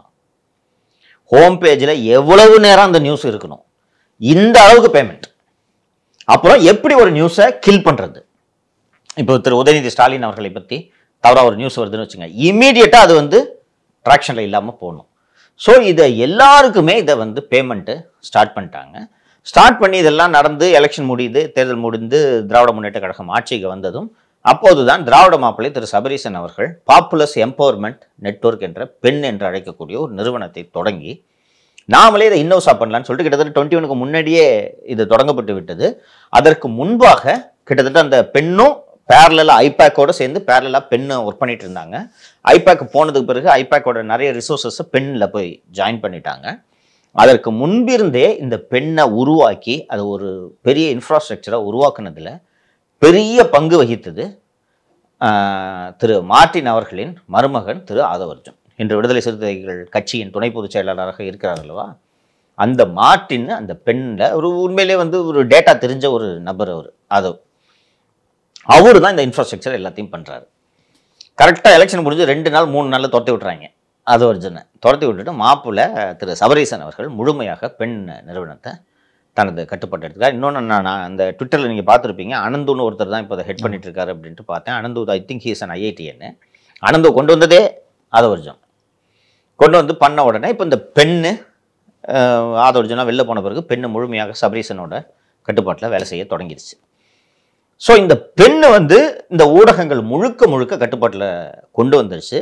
ஆட்சிக்கு வந்த பிறகு பெண்ணோட சேர்த்து தமிழக அரசின் செய்தி விளம்பரத்துறையும் சேர்ந்து வேலை செய்ய ஆரம்பித்து விட்டது. இதோடு சேர்ந்து உளவுத்துறை. ஸோ ஒரு நியூஸ் வந்து ஓடிக்கிட்டு இருக்குன்னா உளவுத்துறை வந்து இந்த நியூஸு அரசுக்கு சேதாரத்தை ஏற்படுத்துகிறதுன்னு சொல்லிட்டு பெண்ணுக்கிட்ட சொல்லுவாங்க, இல்லை பெண்ணு உளவுத்துறைகிட்ட சொல்லுவாங்க. இவங்க 2 பேரும் சேர்ந்து டிஐபிஆர்ல சொல்லுவாங்க. இப்போ நீங்கள் ஒரு டிவி சேனலோட எடிட்டராக இருக்கீங்க, உதாரணத்துக்கு நீங்கள் தான் நியூஸ் 18ல் கார்த்திகை செல்வன்னு வச்சுக்கோங்க. டிஐபிஆர் டேரக்டர் இங்கே ஃபோன் அடிப்பார், என்னங்க நியூஸ் இந்த மாதிரி இருக்குது, சிஎம் வருத்தப்படுறாரு, நீங்கள் இமீடியட்டாக அந்த நியூஸை தூக்கணும். தூக்கலைன்னா அரசு கேபிள்லேருந்து உங்கள் சேனலை உருவ முடியாது. ஓகே, உருவனா you can go to TRAI. ஆனால் உங்களோட மாற்றலாம், மாற்றி போடலாம், மாற்றலாம். பிளேஸ் மாற்றினா என்ன ஆகும் சொல்லுங்கள்? பிளேஸ் மாத்திரம் நியூஸ் சேனல் இருக்கிறத விட்டுட்டு வேற எங்கேயாச்சும் காமெடி சேனல் நடுவில் தூக்கி போடுவாங்க. ஆமாம், இப்போ பார்க்க முடியாது, நிறைய பார்க்க முடியாது. இப்போ நியூஸ்னா இப்போ புதிய தலைமுறை வருது, அடுத்து நியூஸ் 18, சத்தியம், இப்படின்னா வரிசையாக நீங்கள் பார்ப்பீங்க இல்லையா? இப்போ இந்த நியூஸ் 18 தூக்கி சித்திரம் தொலைக்காட்சிக்கு பின்னாடி போடுவாங்க. போட்டால் நியூஸ் 18 பார்த்தே ஆகணும்னு ஒரு வெறிப்பிடித்த ரசிகர் இருந்தால் தான் தேடி போய் எங்கே இருக்கிறதுன்னு தேடி போவாங்க. இல்லைன்னா நம்பர்லாம் வச்சு யாரும் பார்க்க மாட்டாங்க இல்லையா? ஒரே வாரத்தில் 3 பாயிண்ட் குறைஞ்சிடும் டிஆர்பி. டிஆர்பி குறைஞ்சிச்சுன்னா ஆட் என்ன ஆகும்? ஆடுக்கு யாரும் கொடுக்க மாட்டாங்க. அது கொடுத்தாலும் வந்து குறைஞ்ச விலைக்கு தான், அந்த மாதிரி தான் வரும். டிஆர்பியை பார்த்துட்டு தானே ஆட் வருது உங்களுக்கு. அப்போ டிஆர்பிலேருந்து போச்சுன்னா என்ன ஆகும்? நிறுவனம் மண்டிட்டு விடுவார்கள். எந்த அளவுக்கு இன்னைக்கு மைக்ரோ மேனேஜ்மெண்ட் போயிடுச்சுன்னா, ஸ்க்ரோல்ல ஒரு நியூஸ் வரலாமா வேணாமா? ஏற்கனவே பெரும்பாலான ஊடகங்கள் திமுக சார்பு ஊடகங்கள் தான், அது தெரியும். ஏன்னா அவங்க எல்லாம் திராவிட சிந்தனை கொண்டவர்கள். நம்ம குடா மாதிரி வந்து அந்த திராவிட சிந்தனை மட்டும்தான் நல்ல சிந்தனை என்று நினைத்து கொண்டு இருக்கக்கூடியவர்கள் தான் பெரும்பாலான ஊடகம். அதுவும் இந்த மிரட்டல் ஆரம்பிச்சு முடிஞ்சு போச்சு. பேரலா பிரிண்ட் நீங்க பார்த்தீங்கன்னா, பிரிண்ட்லையும் ஒரு மிகப்பெரிய அட்வர்டைசர் யாருன்னு கேட்டிங்கன்னா அரசாங்கம் தான். பிரிண்ட்டில் ஃபுல் பேஜ் ஆடு, ஜாக்கெட் ஆடு யார் கொடுப்பா? நகை கடை, ரியல் எஸ்டேட்டு, கல்லூரி அட்மிஷன் டயத்தில் தான் வரும். நகை கடையும் வாரம் வரலாம் நகை கடை கொடுத்துட்ருக்க மாட்டாங்க. அதே போல் ரியல் எஸ்டேட்டு சாட்டர்டேஸ் கொடுப்பாங்க, எல்லா நாளும் வராது. மிகப்பெரிய அட்வர்டைசர் யாருன்னு கேட்டிங்கன்னா அரசாங்கம் தான் இல்லையா? இப்போ இந்த பார்த்தீங்கன்னா ரெகுலராக வந்துட்டு இருக்கிற ஆடு எதுன்னு கேட்டிங்கன்னா, பரந்தூருக்கு லேண்ட் எடுக்கிறது சம்மந்தமான ஆடு 5 பேஜுக்கு வருது. 5 ஃபுல் பேஜுக்கு ஆடுன்னா ஒரு செய்தித்தாளுக்கு எவ்வளோ வருமானம்னு யோசிச்சு பாருங்கள். ஸோ அந்த அரசாங்கம் தான் அவங்களோட டிஸ்கிரிப்ஷன் அடிப்படையில் தான் விளம்பரங்கள் போகுது. ஏற்கனவே நானே இந்த செய்தியை வெளியிட்டிருந்தேன். தினமலருக்கு எந்த விளம்பரமும் கொடுக்கறதில்ல, ஏன்னா அவங்க தினமலர் கேட்கவும் மாட்டாங்க. ஆனால் மீதம் உள்ள அத்தனை செய்தி தாள்களிலும் இவர்களால் பணி வைக்க முடியாது. இன்னைக்கு நீங்கள் பார்த்தீங்கன்னா தினமலரில் மட்டும்தான் டிஎம்கே கவர்மெண்ட்டுக்கு எகென்ஸ்டான செய்திகள் வரும், வேற எதுலையுமே வராது. That includes all English dailies. ஏன்னா அவங்க நடத்தணும், பேப்பர் காஸ்ட் அதிகமாகிடுச்சு. இன்னொன்று, இப்போ நீங்களே பார்ப்பீங்க, எத்தனை பேர் வீட்டில் பேப்பர் வாங்குறாங்க சொல்லுங்கள்? யாரும் வாங்குறதில்ல. அப்போ எப்படி ஓடும் பேப்பர்? சேல்ஸ் எப்படி நடக்கும்? எப்படி அவங்க எம்ப்ளாயிஸ்க்கு சம்பளம் கொடுப்பாங்க? இன்னொன்று, தமிழ்நாடு போல ரிப்போர்ட்டர்ஸ் வச்சுக்காமல் நீங்கள் நியூஸ் பேப்பரை ரன் பண்ண முடியாது இல்லையா? ஸோ இன்னைக்கு முழுக்க தமிழக மீடியா மைக்ரோ மேனேஜ் செய்யப்பட்டு வருகிறது. அரசுக்கு எதிராக எந்த செய்தியும் வரக்கூடாது. எந்த செய்தி அரசுக்கு டேமேஜ் ஆனாலும் ஃபோன் வர்றது. அண்ட் நான் ஏற்கனவே இந்த சமூக வலைத்தளத்தில் பதிவு செய்திருந்தேன். பெண்ணு நிறுவனத்தில் இந்த வேலையை இந்த மீடியாவை கண்ட்ரோல் பண்ணுறதுக்குன்னு மட்டும் இளங்கோவன்னு ஒருத்தரை நியமித்து வச்சுருக்காங்க. ஏற்கனவே புதிய தலைமுறையில் செய்தியாளராக இருந்தவர். அவர் நேராக எடிட்டருக்கு கம்மியாக அவர் யார்ட்டையும் பேச மாட்டார். அவர் ரொம்ப சாதாரணமான பத்திரிகையாளராக இருந்தவர். இன்னைக்கு எடிட்டருக்கு கம்மியாக யார்ட்டையும் பேச மாட்டார். எடிட்டர்கிட்ட ஃபோன் பண்ணி மாப்பிள்ளை வருத்தப்படுறாரு. அவர் யூஸ் பண்ணுற வேர்டு சொல்கிறேன், மாப்பிள்ளை வருத்தப்படுறாரு. யார் அவன் மாப்பிள்ளை, எனக்கு எது மாப்பிள்ளை, எனக்கு இன்னும் பொண்ணே கிடையாது, எனக்கு எது மாப்பிள்ளை அப்படின்னு தான் எடிட்டருங்க கேட்கணும். ஆனால் இவங்க மாப்பிள்ளை வருத்தப்படுறாரா, தூக்குறேன் அந்த ரிப்போர்ட்டர் வேலையை விட்டு, இன்னும் மாப்பிள்ளை வருத்தப்படுற அளவுக்கு நியூஸ் போட்டிருக்கின்ற லெவலுக்கு தான் இன்னைக்கு ஊடகங்கள். நம்மள்கிட்ட வந்து யாராச்சும் அந்த மாதிரி வருத்தப்படுறாங்கன்னா வருத்தப்படுறதுக்கு தான் நாங்கள் பேசுகிறோம் அப்படின்னு. உண்மையில அதுதானே இல்லையோ, நீங்க நகைச்சுவை சொல்றீங்க, ஆனால் யோசிச்சு பாருங்க, அதானே கரெக்டு. அரசியல் இருப்பவர்கள் வருத்தப்பட வேண்டும், வெட்கப்பட வேண்டும். இன்னும் சொல்ல போனால் இல்லையா, இவ்வளவு அவலங்கள் நடக்கிறதுன்றத சுட்டி காட்டுறதுக்கு தானே பஸ் நம்ம ஜாபு. அவங்க மனசை குளிர்விக்கிறதுக்கு தான் முறை சொல்லி இருக்குது தமிழக செய்தி விளம்பரத்துறை இருக்குல்ல, நம்ம வேலையாது. இன்னும் நீங்க சொன்ன மாதிரி ரொம்ப அழகா சொன்னீங்க. சொல்ல போனா ஒரு எடிட்டர் சந்தோஷப்படணும், மாப்பிள்ள வருத்தப்படுறாரா, வெரி குட், நான் கரெக்டா வேலை செய்யறேன் இல்லையா, அது வரணும். ஆனா இவங்க எல்லாரும் மாப்பிள்ள வருத்தப்படுறாரா, மாப்பிள்ளனா எல்லாருக்கும் தெரியுது, அவர் ஒருத்தர் தான் மாப்பிள்ள போல இருக்கு தமிழ்நாட்டில். அதுவும் ஒருத்தர் இந்த சமூக வலைத்தளத்தில் ஒரு திராவிடர் முன்னேற்ற கழக உறுப்பினர் எழுதியிருந்தார். இன்று மாப்பிள்ளை சார் அவர்களை சந்தித்தேன். வெறும் மாப்பிள்ளைன்னு சொன்ன மரியாதை குறையும், மாப்பிள்ளை சார். இப்படிதான் ஒரு மருமகன் ஆந்திராவில் மொத்தமாக கட்சியை தூக்கின்னு போனார் தெலுங்கு தேசத்தில். இங்கே அது நடக்குதா இல்லையா என்பதை நாம் பொறுத்திருந்து பார்ப்போம். இந்த சூழ்நிலையில தான் நமது மீடியா குறுகிய காலத்தில், நீங்களே தொடக்கத்தில் சொன்னீங்க அரசியல் அரட்டைக்கு ரொம்ப வரவேற்பு இருக்குது அப்படின்னு சொல்லிட்டு, குறுகிய காலத்தில் நம்ம சேனலும் நம்ம நிகழ்ச்சியும் மக்களிடையே பெருத்த வரவேற்பை பெற்றது காரணம் நீங்களும் சினிமா ஆக்டர் கிடையாது, நானும் சினிமா ஸ்டார் கிடையாது இல்லையா. ஆமாம், மக்கள் வந்து நம்மளை பார்த்துட்டு ஐயோ டெய்லியும் ஒரு சூப்பர் ஸ்டாரோட இன்னைக்கு யூடியூப்ல பேசுறாரு பார்க்கணுன்றதுக்காக யாரும் வர்றதில்லை. செய்திகளை தருகிறோம், உண்மைகளை பேசுகிறோம், மக்கள் எதிர்பார்க்கும் செய்திகளை தர்றதுனால தானே நமக்கு இவ்வளவு வரவேற்பு கொடுத்தாங்க ஜனங்க. அதனால் தான் நம்மை முடக்க வேண்டும் என்று ஒரு ஒட்டுமொத்த அரசு இயந்திரத்தை ஸ்டாலின் அரசு நம்ம மீது ஏவி விட்டது. இன்றைக்கும் இன்னொன்னு, அதை தாண்டி இவங்க மாலை ரொம்ப டீட்டெயிலா அந்த அபியூசர்ஸ் எல்லாம் பேசுனாங்க. எந்த சூழ்நிலை நீ எந்திரிக்க கூடாது, நீ வாயை திறந்து பேசணும்னா உன்னை இதுதான் பண்ணுவேன். இதுதான் அவர்களுடைய நோக்கம். அந்த அடிப்படையில் தான் நீங்க சொன்ன செய்தியை பார்க்கணும். நான் இப்ப சொன்னேன், எந்த நியூஸ் அந்த கவர்மெண்ட்டுக்கு அகேன்ஸ்டான செய்தியை போடக்கூடாதுன்னு சொன்னேன். அதே மாதிரி எதை போடணுன்றதையும் பெண்ணு தான் முடிவு பண்ணும், பெண்ணும் உளவுத்துறையும் முடிவு பண்ணும். இன்னைக்கு ஏன் வந்து பிஜேபி அதிமுக கூட்டணின்ற ஒரு சித்திரத்தை ஒரு பிம்பத்தை கட்டமைக்கிறதுக்கு இந்த மீடியா மெனக்கெடுது, பெண் மெனக்கெடுது, தமிழக உளவுத்துறை மெனக்கெடுதுன்னு நீங்க சொல்லுங்க பார்ப்போம். ஏன் பண்றாங்க அவங்க? இது நியூஸ் பொய். எடப்பாடி 2 வாட்டி மறுத்துட்டாரு, ஜெயக்குமார் அபிஷியலா மறுத்துட்டாரு. நீங்க சொல்லுங்க ஏன் அதை பண்றாங்க? நான் எப்படி பார்க்கறேன்னா, அந்த மாதிரி ஒரு உருவாக்கினாங்கன்னா அதிமுகவோட சேர கூட்டணி கட்சிகள் தயங்குவாங்க. ஓகேவா? இப்போ விஜயை வந்து யோசிப்பார், விஜயை வந்து கூட்டணி வைக்க போறான்னு வச்சிங்களேன், யோசிப்பார் சேரலாமா வேணாமா. அவங்களோட சேர்ந்தா நாமளும் வந்து பாஜக டீமு அப்படின்னு சொல்லிட்டு ஒரு கருத்துருவாக்கம் உருவாக்கப்படும், அது நமக்கு தேவையில்லை. திரும்பவும் அதை யோசிப்பார், விஜயும் அதை யோசிப்பார், காங்கிரஸும் அதை யோசிக்கும். அப்படி காங்கிரஸ் பாஜக வந்து 2 முறையில் இருக்க மாட்டாங்க, பட் மற்ற கட்சிகள் அதை யோசிக்கும், நம்ம அதிமுக கூட கூட்டணி வைக்கலாமா வேணாமா, ஏன் திரும்ப இந்த மாதிரி ஒரு டாக் வருது அப்படின்னு சொல்லிட்டு. எனக்கு தெரிஞ்சுதான் நான் ஒரு முக்கியமான விஷயமா பார்க்குறேன். அதே போல் எலெக்ஷனும் வருது, அது இப்போ இந்த நெரேட்டிவ் இப்போ செட் பண்ணால் தான் 1.5 வருஷத்தில் வந்து ஒரு பீக்கில் அதை கொண்டு போகலாம். வெறும் சொல்கிறது கரெக்டு. இதெல்லாம் தாண்டி இது ரொம்ப இன்னும் எளிமைப்படுத்தி நான் சொல்கிறேன், திமுகவோட ஜாப் ஈஸி.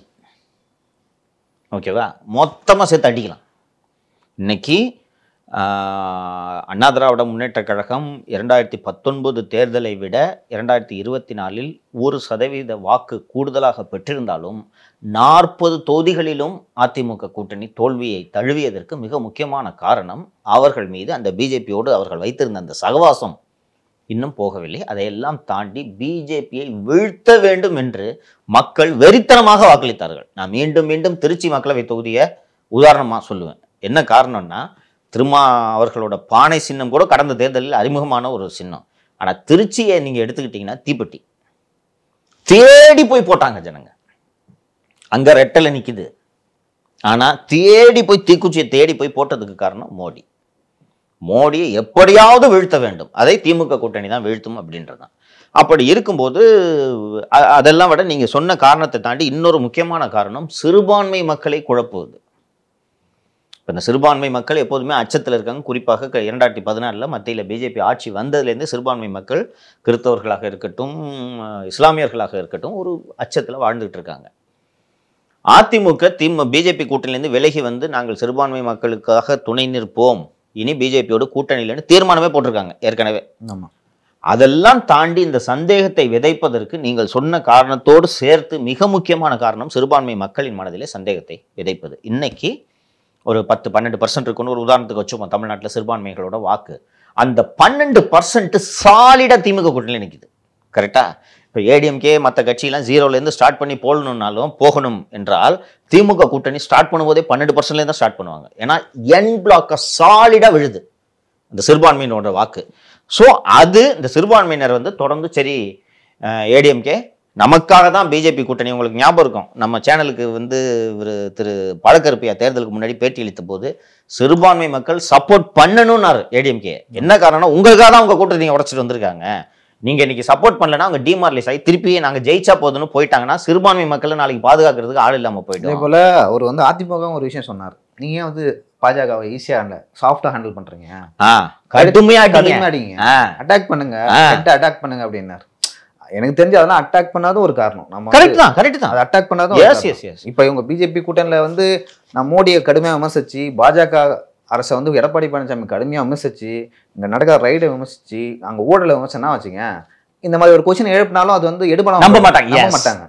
அது அதிமுகவும் பண்ணலாம் அவர் அப்ப சொன்னார். கரெக்டாக சொன்னாங்களா? ஸோ இப்போது ரொம்ப கஷ்டப்பட்டு இல்லைங்க நாங்கள் பிஜேபிலேருந்து வந்துட்டோங்க அப்படின்ட்டு ஏடிஎம்கே ஒரு பொசிஷன் பண்ணிட்டு இருக்கிற ஒரு சமயத்தில் இப்படி ஒரு நரேட்டிவை உருவாக்குறதுன்னு அன்றைக்கி நைட்டுலேயும் நீங்கள் நல்லா கவனித்து பார்த்தீங்கன்னா, நான் ஏற்கனவே இந்த பெண்ணோட இன்ஃப்ளூயன்ஸை பற்றி சொன்னேன். அன்றைக்கி நைட்டு 4 சேனலில் டிபேட்டு அதிமுக பிஜேபி கூட்டணியா ஞாபகம் இருக்கா? நியூஸ் 7, தந்தி, சன் நியூஸ் சொல்லவே வேணாம், தந்தி, நியூஸ் 8ன்னு 4 சேனலில் அதிமுக பிஜேபி கூட்டணியா. மறுநாள் காலையில் இவர் திரு ஜெயக்குமார் அவர்கள் பேசுகிறாருன்னா அது வந்து அதிமுகவோட அஃபிஷியல் ஸ்டாண்டு தான். எடப்பாடி சொல்லாமல், கட்சி தலைவர்கள் சொல்லாமல் ஜெயக்குமார் நிச்சயம் பேச மாட்டார். அவர் சொல்லிட்டாரு.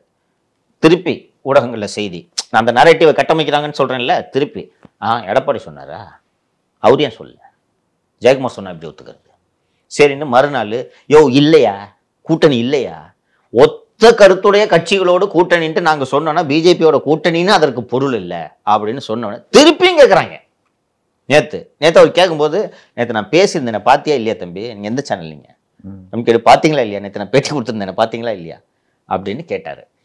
ஸோ இந்த திமுக அரசில் என்னென்ன நடந்துட்டு இருக்குன்னு நம்ம சேனலே நிறைய பேசியிருக்கோம். தொடர்ந்து இந்த டாக்டர் மருத்துவர் மீது தாக்குதல், சட்டம் ஒழுங்கு பிரச்சனை, போதை கலாச்சாரம், இது மாதிரி பேசிக்கிட்டே போகலாம். இது எல்லாத்தையும் வந்து இந்த ஊடகங்களோட நரேட்டிவ், ஊடகங்களை கட்டுப்பாட்டில் வைப்பதன் மூலமாக மறைத்து தேர்தலில் எளிதாக வெற்றி பெற்று விடலாம். அதற்கு பெண்ணு, உளவுத்துறை, டிஏபிஆர் எல்லாமே உதவும்ட்டு இவங்க நம்புகிறாங்க. அண்ட் நம்ம 2024 சென்ட்ரல் கவர்மெண்ட் எலெக்ஷனே எடுத்துக்கலாம். கிட்டத்தட்ட இந்த எலெக்ஷனுக்கு முத நாள் வரைக்கும், ஏன் எலெக்ஷன் முடிந்த பிறகு எக்ஸிட் போலில் கூட 400 நெருங்குகிறது பிஜேபின்னு சொன்னாங்க. உங்களுக்கு நினைவு இருக்கும், சொன்னாங்க. அதற்காக தான் அவசரமாக ஜனவரி மாதம் ராமர் கோவிலை திறந்தது, எல்லாம் பண்ணாங்க. 400 400 பார் தான் இந்த முறை, நீங்கள் அதுக்கு ஒன்றுமே பண்ண முடியாதுன்ட்டு எல்லா மீடியாவும் காங்கிரஸ் கூட்டணிக்கு எதிராக இருந்ததுன்றது உங்களுக்கு நினைவு இருக்கும். அதை மீறி குறைந்தபட்ச மெஜாரிட்டியான 272 கூட பிஜேபி தொட முடியாமல் என்று மைனாரிட்டி ஆட்சிக்கு வந்தார்கள். அந்த மீடியா 10 வருஷமா செஞ்சிட்டு இருந்ததை மக்கள் நம்பாம வாக்களிச்சிருக்காங்களா இல்லையா?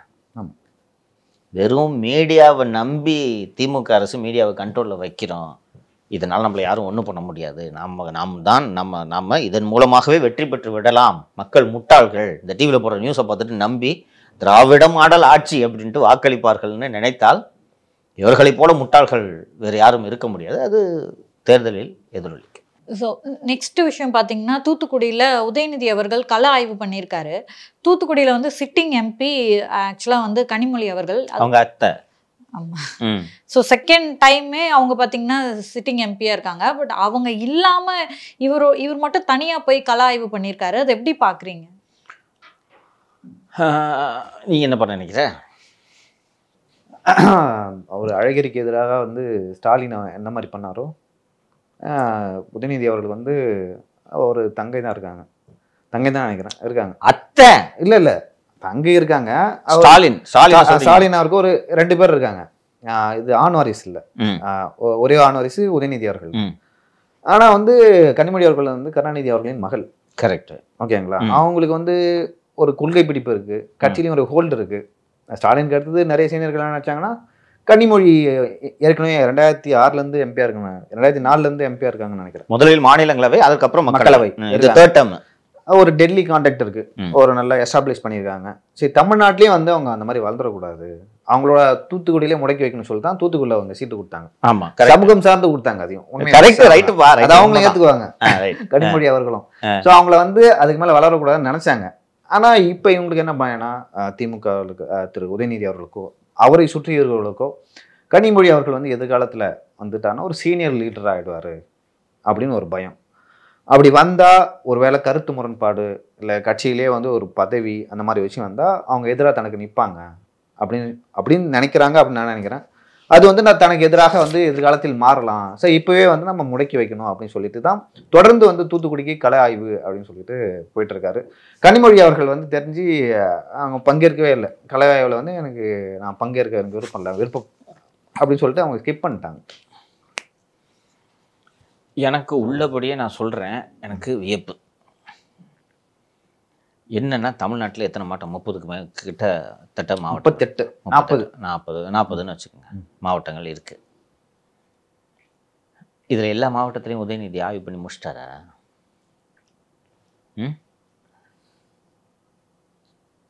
இது வேண்டுமென்றே கட்சியில் கனிமொழி ஒன்றுமே இல்லை.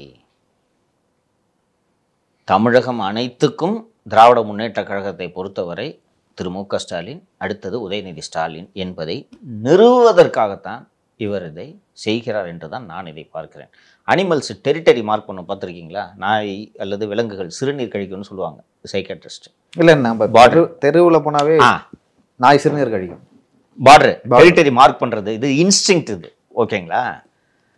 ஸோ இதை இவர் தமிழகத்தின் கடைகோடியில் இருக்கக்கூடிய தூத்துக்குடியில் போய் நலத்திட்டங்கள் உதவி வழங்குறதுக்கான காரணமே இதுவும் என் டெரிட்டரி. என்ன, கனிமொழி எனக்கு கீழ் பணியாற்ற வேண்டும் என்பதை திருமதி கனிமொழி அவர்களுக்கு உணர்த்துவதற்கு தான் இவர் போய் இந்த மாவட்டத்தில் கலாய்வை மேற்கொண்டார் என்று தான் நான் பார்க்கிறேன். நார்மலாக இல்லையோ. சார், எனக்கு என்ன ஒரு கேள்வினா, ஒரு பக்கம் வந்து சபரீஷன் இருக்காரு, ஓகேங்களா?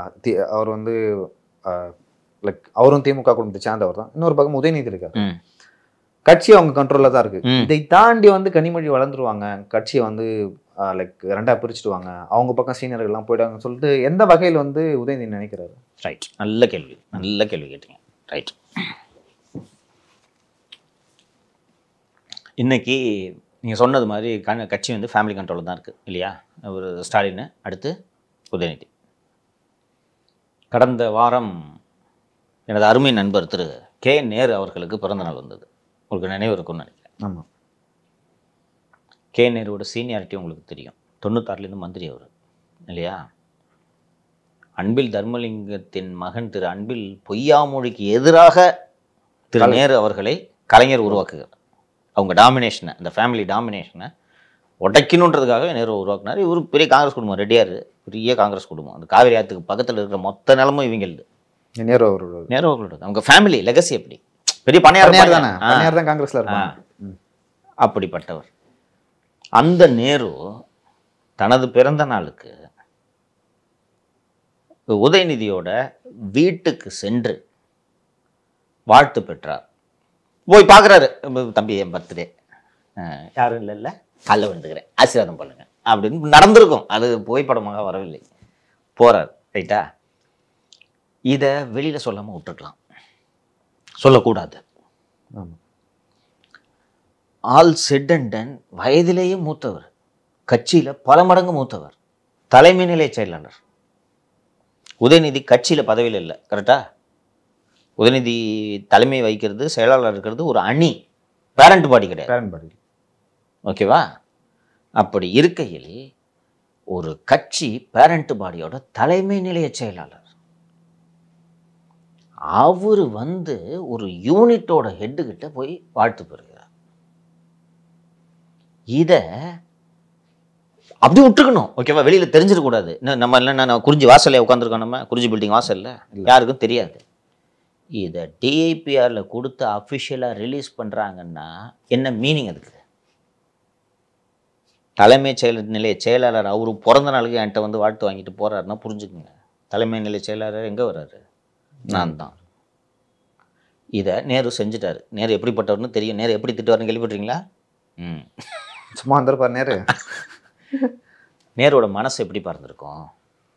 ரொம்ப வருத்தப்பட்டிருப்பார் கட்சிக்காக. அவர் போனது வேற வழியில், இந்த குடும்பத்தை பாதிச்சுட்டா நம்ம மந்திரியாக இருக்க முடியாது, சரி விடு நம்ம போயிடுவோம்,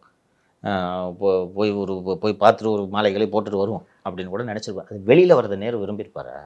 விரும்பியிருக்க மாட்டார். அந்தாலும் வயசு என்ன, திருச்சி அவர் கோட்டைப்பா, பொன்முடி எடுத்துக்க. வத்திப்பேட்டி சின்னத்தில் நின்று ஜெயிக்க வைக்கிறாருன்னா அப்புறம் பார்த்து எப்படி முடியுமா? துறை வைக்கொள்ள முடியுமா? ஜெயிச்சிருக்க முடியுமா நேரு இல்லைன்னா? இரண்டாவதாக பொன்முடி வாழ்க வாழ்க வாழ்கவே, உதயநிதி வாழ்கவே ரோட்டில் கோஷம் போட்டு ஓடினார், இருந்தாலும் ஞாபகம் இருக்கா? பொன்முடி அவர்களும் வந்து ஒரு காலகட்டத்தில் செஞ்சி ராமச்சந்திரனுக்கு எதிராக வளர்த்து விடப்பட்டவர். எக்ஸாக்ட்லி. தென்னார்காடு மாவட்டத்தை சொன்னீங்க, கரெக்டாக சொன்னீங்க. ஏன்னா அவர் வந்து எப்படி சொல்ல, ஒரு தீவிர தமிழ் தேசிய ஆதரவாளர் யாரு, செஞ்சி ராமச்சந்திரன். அப்படி இருக்கும்போது அவர் வந்து மதிமுக பிரியும் போது அந்த கட்சியில இருக்கும்போது ஸ்டாலினுக்கு எதிராக பேசினார். ஒரு டைம் வந்து ஸ்டாலின் அவர்கள் வந்து விழுப்புரத்துக்கு செஞ்சி ராமச்சந்திரன் அவர்களுக்கு சொல்லாம ஏதோ ஒரு நிகழ்ச்சிக்கு வந்தார். வரும்பொழுது என் மாவட்டம் இது, நான் மாவட்ட செயலாளர், என்னை கேட்காம நீங்க உள்ள வரீங்களான்னு சொல்லிட்டு ஏதோ மிரட்டியோ அந்த டைம்ல வந்தோ அனுப்பிச்சிட்டாரு. இப்போ பொன்முடி தான் கூப்பிட்டு வந்தார். ஸோ அவரை வந்து ஓரம் கட்டணும்னு சொல்லிட்டு தான் பொன்முடி வளர்த்து விட்டப்பட்டார் இல்லையா? இன்னைக்கு இவங்கெல்லாம் பார்க்கும்போது திரு பொன்முடி அவர்களை எடுத்துக்கங்க, திரு நேரு அவர்களை எடுத்துங்க, குழந்தைங்கப்பா. ஒரு உதயநிதி இல்லையா? இப்படி தானே வளர்ந்துருக்கிறத பார்த்துருப்பாங்கல்ல, தலைவர் வீட்டுக்கு போவாங்க, விளாண்டுட்டு இருந்திருப்பாரு திரு உதயநிதி. இப்படி பார்த்து வளர்ந்த பையன்கிட்ட போய் நீ பிறந்த நாளுக்கு ஆசி வாங்கணும் அப்படின்னா எவ்வளோ வேதனை இருக்கும். நாளைக்கு ஒரு சிக்கல் ஏற்படுகிறது கட்சியில். வராமலாம் இருக்காதுன்னு சொல்லாதீங்க, அது அரசியலில் நீங்கள் எப்போது எந்த நேரத்தில் வேண்டுமானாலும் சிக்கல் எழும். அவங்களுக்கு தெரிஞ்சிருக்கு. எஸ், அவங்களுக்கு தெரிஞ்சிருக்கு. எஸ். ஸோ பொன்முடி இப்படி இருக்காரு. ஆவடி நாசர் வயதில் மூத்தவர், எல்லாரும் பண்ணுறது தான் அவரும் பண்ணுறாரு. அது கல்லூட்டு அடிக்கிறதுலாம் ஒரு பெரிய விஷயம் இல்லை, ஓகேவா? தூக்கி போட்டாங்க, கவனிச்சிங்களா? மனோ தங்கராஜ் அந்த பகுதியை சேர்ந்தவர். எனக்கு என்னன்னா சார், பொன்முடி அவர்கள் இருக்காரு, அவங்களோட மகன் இருக்காரு கௌதம் சிகமணி எம்பியா இருந்தார், அவரையும் வளர்த்து விடலாம். பட் பொன்முடி குடும்பத்துல யாரும் வரக்கூடாதுன்னு டிசைட் பண்றாங்க. இப்போ இவங்க இப்போ நான் சொன்ன குறிப்பிட்ட திரு பொன்முடி, மனோ தங்கராஜ், ஆவடி நாசர், அண்ணன் நேரு, ஐபி ரொம்ப முக்கியம், ஐபி எம்ஆர்கே, இவங்களுக்கெல்லாம் ஒரு ஸ்டேஜில் உதயநிதி எதுக்கணும்னு முடிவு பண்ணுறாங்க. சரியா? உதயநிதி எதுக்கணும்னு முடிவு பண்ணாங்கன்னா அவங்களே தலைமை தாங்க முடியுமா இந்த எதிர்ப்புக்கு? நேரு தலைமை தாங்க முடியுமா? முடியாது. பொன்முடி தலைமை தாங்க முடியுமா? முடியாது. யார் தலைமை தாங்க முடியும்? இல்லை, வேற யாராவது இல்லை அந்த கட்சியிலே வேற தலைமை தாங்கன்னா மக்கள் அதை ஏற்றுக்க மாட்டாங்க. கரெக்டாக. இன்னொன்று, இவங்க ஒரு பகுதியோட சுருங்கிடுவாங்க. தமிழகம் முழுக்க ஏற்றுக்கொள்ளக்கூடிய, தமிழகத்து முழுக்க இருக்கக்கூடிய திமுகவினர் ஏற்றுக்கொள்ளக்கூடிய ஒரு முகம் என்றால் அது திருமதி கனிமொழி. கலைஞரின் மகளா பேரனா அப்படின்னு ஒரு அந்த கலைஞரின் மகளே எனக்கு கீழே என்பதை நிறுவுவதற்காகத்தான் இந்த வேலையை உதயநிதி அவர்கள் செய்கிறார். எனக்கு இது ரொம்ப நான் எதிர்பார்த்தேன். இதை என்னன்னா பவர் கரப்ட்ஸ் அப்படின்ட்டு சொல்லுவாங்க. அந்த அதிகார போதை இருக்குல்ல, இருக்கிறதுலே ஒஸ்ட்டு போதை அதிகார போதை தான். அதுக்கு நிகராக எந்த போதையும் நீங்கள் சொல்ல முடியாது. உதயநிதி அவர்களோடு பழகியவர்களிடம் நீங்கள் கேட்டு பாருங்கள், அவ்வளோ மரியாதையாக இருப்பவரும். இல்லை, நிறைய பேர் வந்து சொல்லியிருக்காங்க சார், ரொம்ப பண்பான ஆள். சீனியர்ஸ் யாரும் கட்சியில் சீனியர்ஸ் யாரும் வந்தாங்கன்னா உட்கார மாட்டேன், சும்மா உட்காருப்பானா? இல்லை வேண்டாம். நான் போய் பார்த்துருந்தேன், சிஎம் பார்த்தேன்னு சொன்னேன்ல, அப்போவே அப்பா உட்காந்துருக்காரு, பேசிட்டு இருக்காரு. உதயநிதி சேர் எண்டில் இப்படி வச்சுக்கிட்டு அவர் கேட்குறாரு, ஏதோ உங்கள் அப்பா என்ன கேட்டார்? இல்லைப்பா, அது செந்தில் பாலாஜி அரெஸ்ட் ஆகுறது 6 மாதம் முன்னாடியே சொன்னார்ப்பா என்கிட்ட அப்படின்னு. அப்படி தான் பேசுகிறார். ரொம்ப சீனியர்ஸ்க்கெல்லாம் மரியாதை கொடுக்கக்கூடிய ஆள். அப்படிப்பட்ட உதயநிதி நேரு வந்து வீட்டில் வந்து பிறந்தநாளுக்கு பார்த்துட்டு வாழ்த்து வாங்கிட்டு போகிறாரு. அதை டிஐபிஆர் விட்டு ரிலீஸ் பண்ணுன்னு சொல்கிறாருன்னா எப்படி பவர் அவர் மாற்றிடுச்சு தெரியுதா? அப்போது பவர் இப்படி மாற்றும்போது கனிமொழி பார்த்து உதயநிதி அஞ்சுவது இயல்பு தானே? ஆனா அவங்க எங்கேயுமே அவருக்கு எதிராக பேசின மாதிரியோ போர்க்கொடி தூக்குன மாதிரியோ தெரியலையே சார். போர்க்கொடி தூக்கினால் வளர்வார்கள், போர்க்கொடி தூக்கவில்லை என்றால் வாழ்க வாழ்க வாழ்கவே உதயநிதி வாழ்கவேனும் பொன்முடி மாதிரி கோஷம் போட்டுட்டு தூத்துக்குடியின் தெருக்களில் நடமாட வேண்டியது தான். இல்ல அப்படி இருக்கும்போது அந்த டெரிட்டரியை மார்க் பண்ண வேண்டிய தேவை இவருக்கு என்ன இருக்கு? வந்துட்டா இது மெசேஜ் கனிமொழிக்கு இல்ல, மத்த திமுக தலைவர்களுக்கு. சீனியர்ஸ் அப்ப சொன்னேன்ல யார் தலைமை தாங்குவார்னு கேட்டல நான் உங்ககிட்ட. ஒருவேளை அப்படி ஏதாவது ஒரு ஐடியா உங்க மனசுல வச்சிருந்தீங்கன்னா விட்டுருங்க, எப்போதும் இது நடக்காது அப்படின்றதுக்காக தான். சார், மாநில மனித உரிமை ஆணையத்தை பற்றி நம்ம தொடர்ந்து பேசிட்டு இருந்தோம்.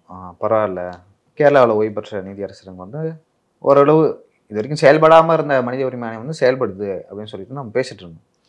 அப்படி பேசும்பொழுது ஒரு குறிப்பிட்ட வழக்கில் பின் ஆய்வாளர் மதுராந்தகபுரத்தில் யாரோ வந்து கொலை பண்ணிட்டாங்க. அந்த வழக்கில் வந்து மதிமுகவை சார்ந்த கஸ்தூரி என்ற இன்ஸ்பெக்டர் கஸ்தூரி என்ற இன்ஸ்பெக்டர் அந்த வழக்கில் வந்து 2 பேரை அடித்து துன்புறுத்தியதாக ஒரு விசாரணைக்கு உத்தரவிட்டார். அதுக்கு வந்து சுந்தரேசன் என்ற டிஎஸ்பி வந்து அவர் தான் வந்து நீங்கள் தான் இதை விசாரிக்கணும்னு சொல்லிட்டு அவர் தான் ஆர்டர் போட்டார். சுந்தரேசன் என்ற டிஎஸ்பி கொஞ்சம் நேர்மையானவர், ஓகேங்களா? அப்படி இருக்கும்பொழுது அவரை மாற்றணும்னு சொல்லிட்டு தமிழக அரசு மாற்றினாங்க. இல்லை, எனக்கு வந்து அதே டிஎஸ்பி தான் வேணும்னு சொல்லிட்டு மனித உரிமை ஆணையம் வந்து அவரை மீண்டும் வந்து நியமிச்சாங்க. அந்த ஆணையை ரத்து பண்ணாங்க. அதாவது தமிழக அரசு பண்ணதை மனித உரிமை ஆணையம் வந்து ரத்து பண்ணாங்க. இப்போ மீண்டும் வந்து டிரான்ஸ்ஃபர் ஆகியிருக்காரு சுந்தரேசன் அவர்கள். ஆமாம், என்ன காரணம் சார்? நான் பல முறை சொல்லியிருக்கிறேன், என்னையும் இப்படி தான் சொல்லி அனுப்பிச்சாங்க கஸ்டடியிலேருந்து வெளியில் வரும்போது. யாரை பற்றி வேணாலும் பேசு, போலீஸை பற்றி பேசாத, எதை பற்றி வேணாலும் பேசு, போலீஸை பற்றி பேசினா அவ்வளோதான் போயிட்டு. ஏன்னா போலீஸ் அவ்வளோ பவர்ஃபுல்.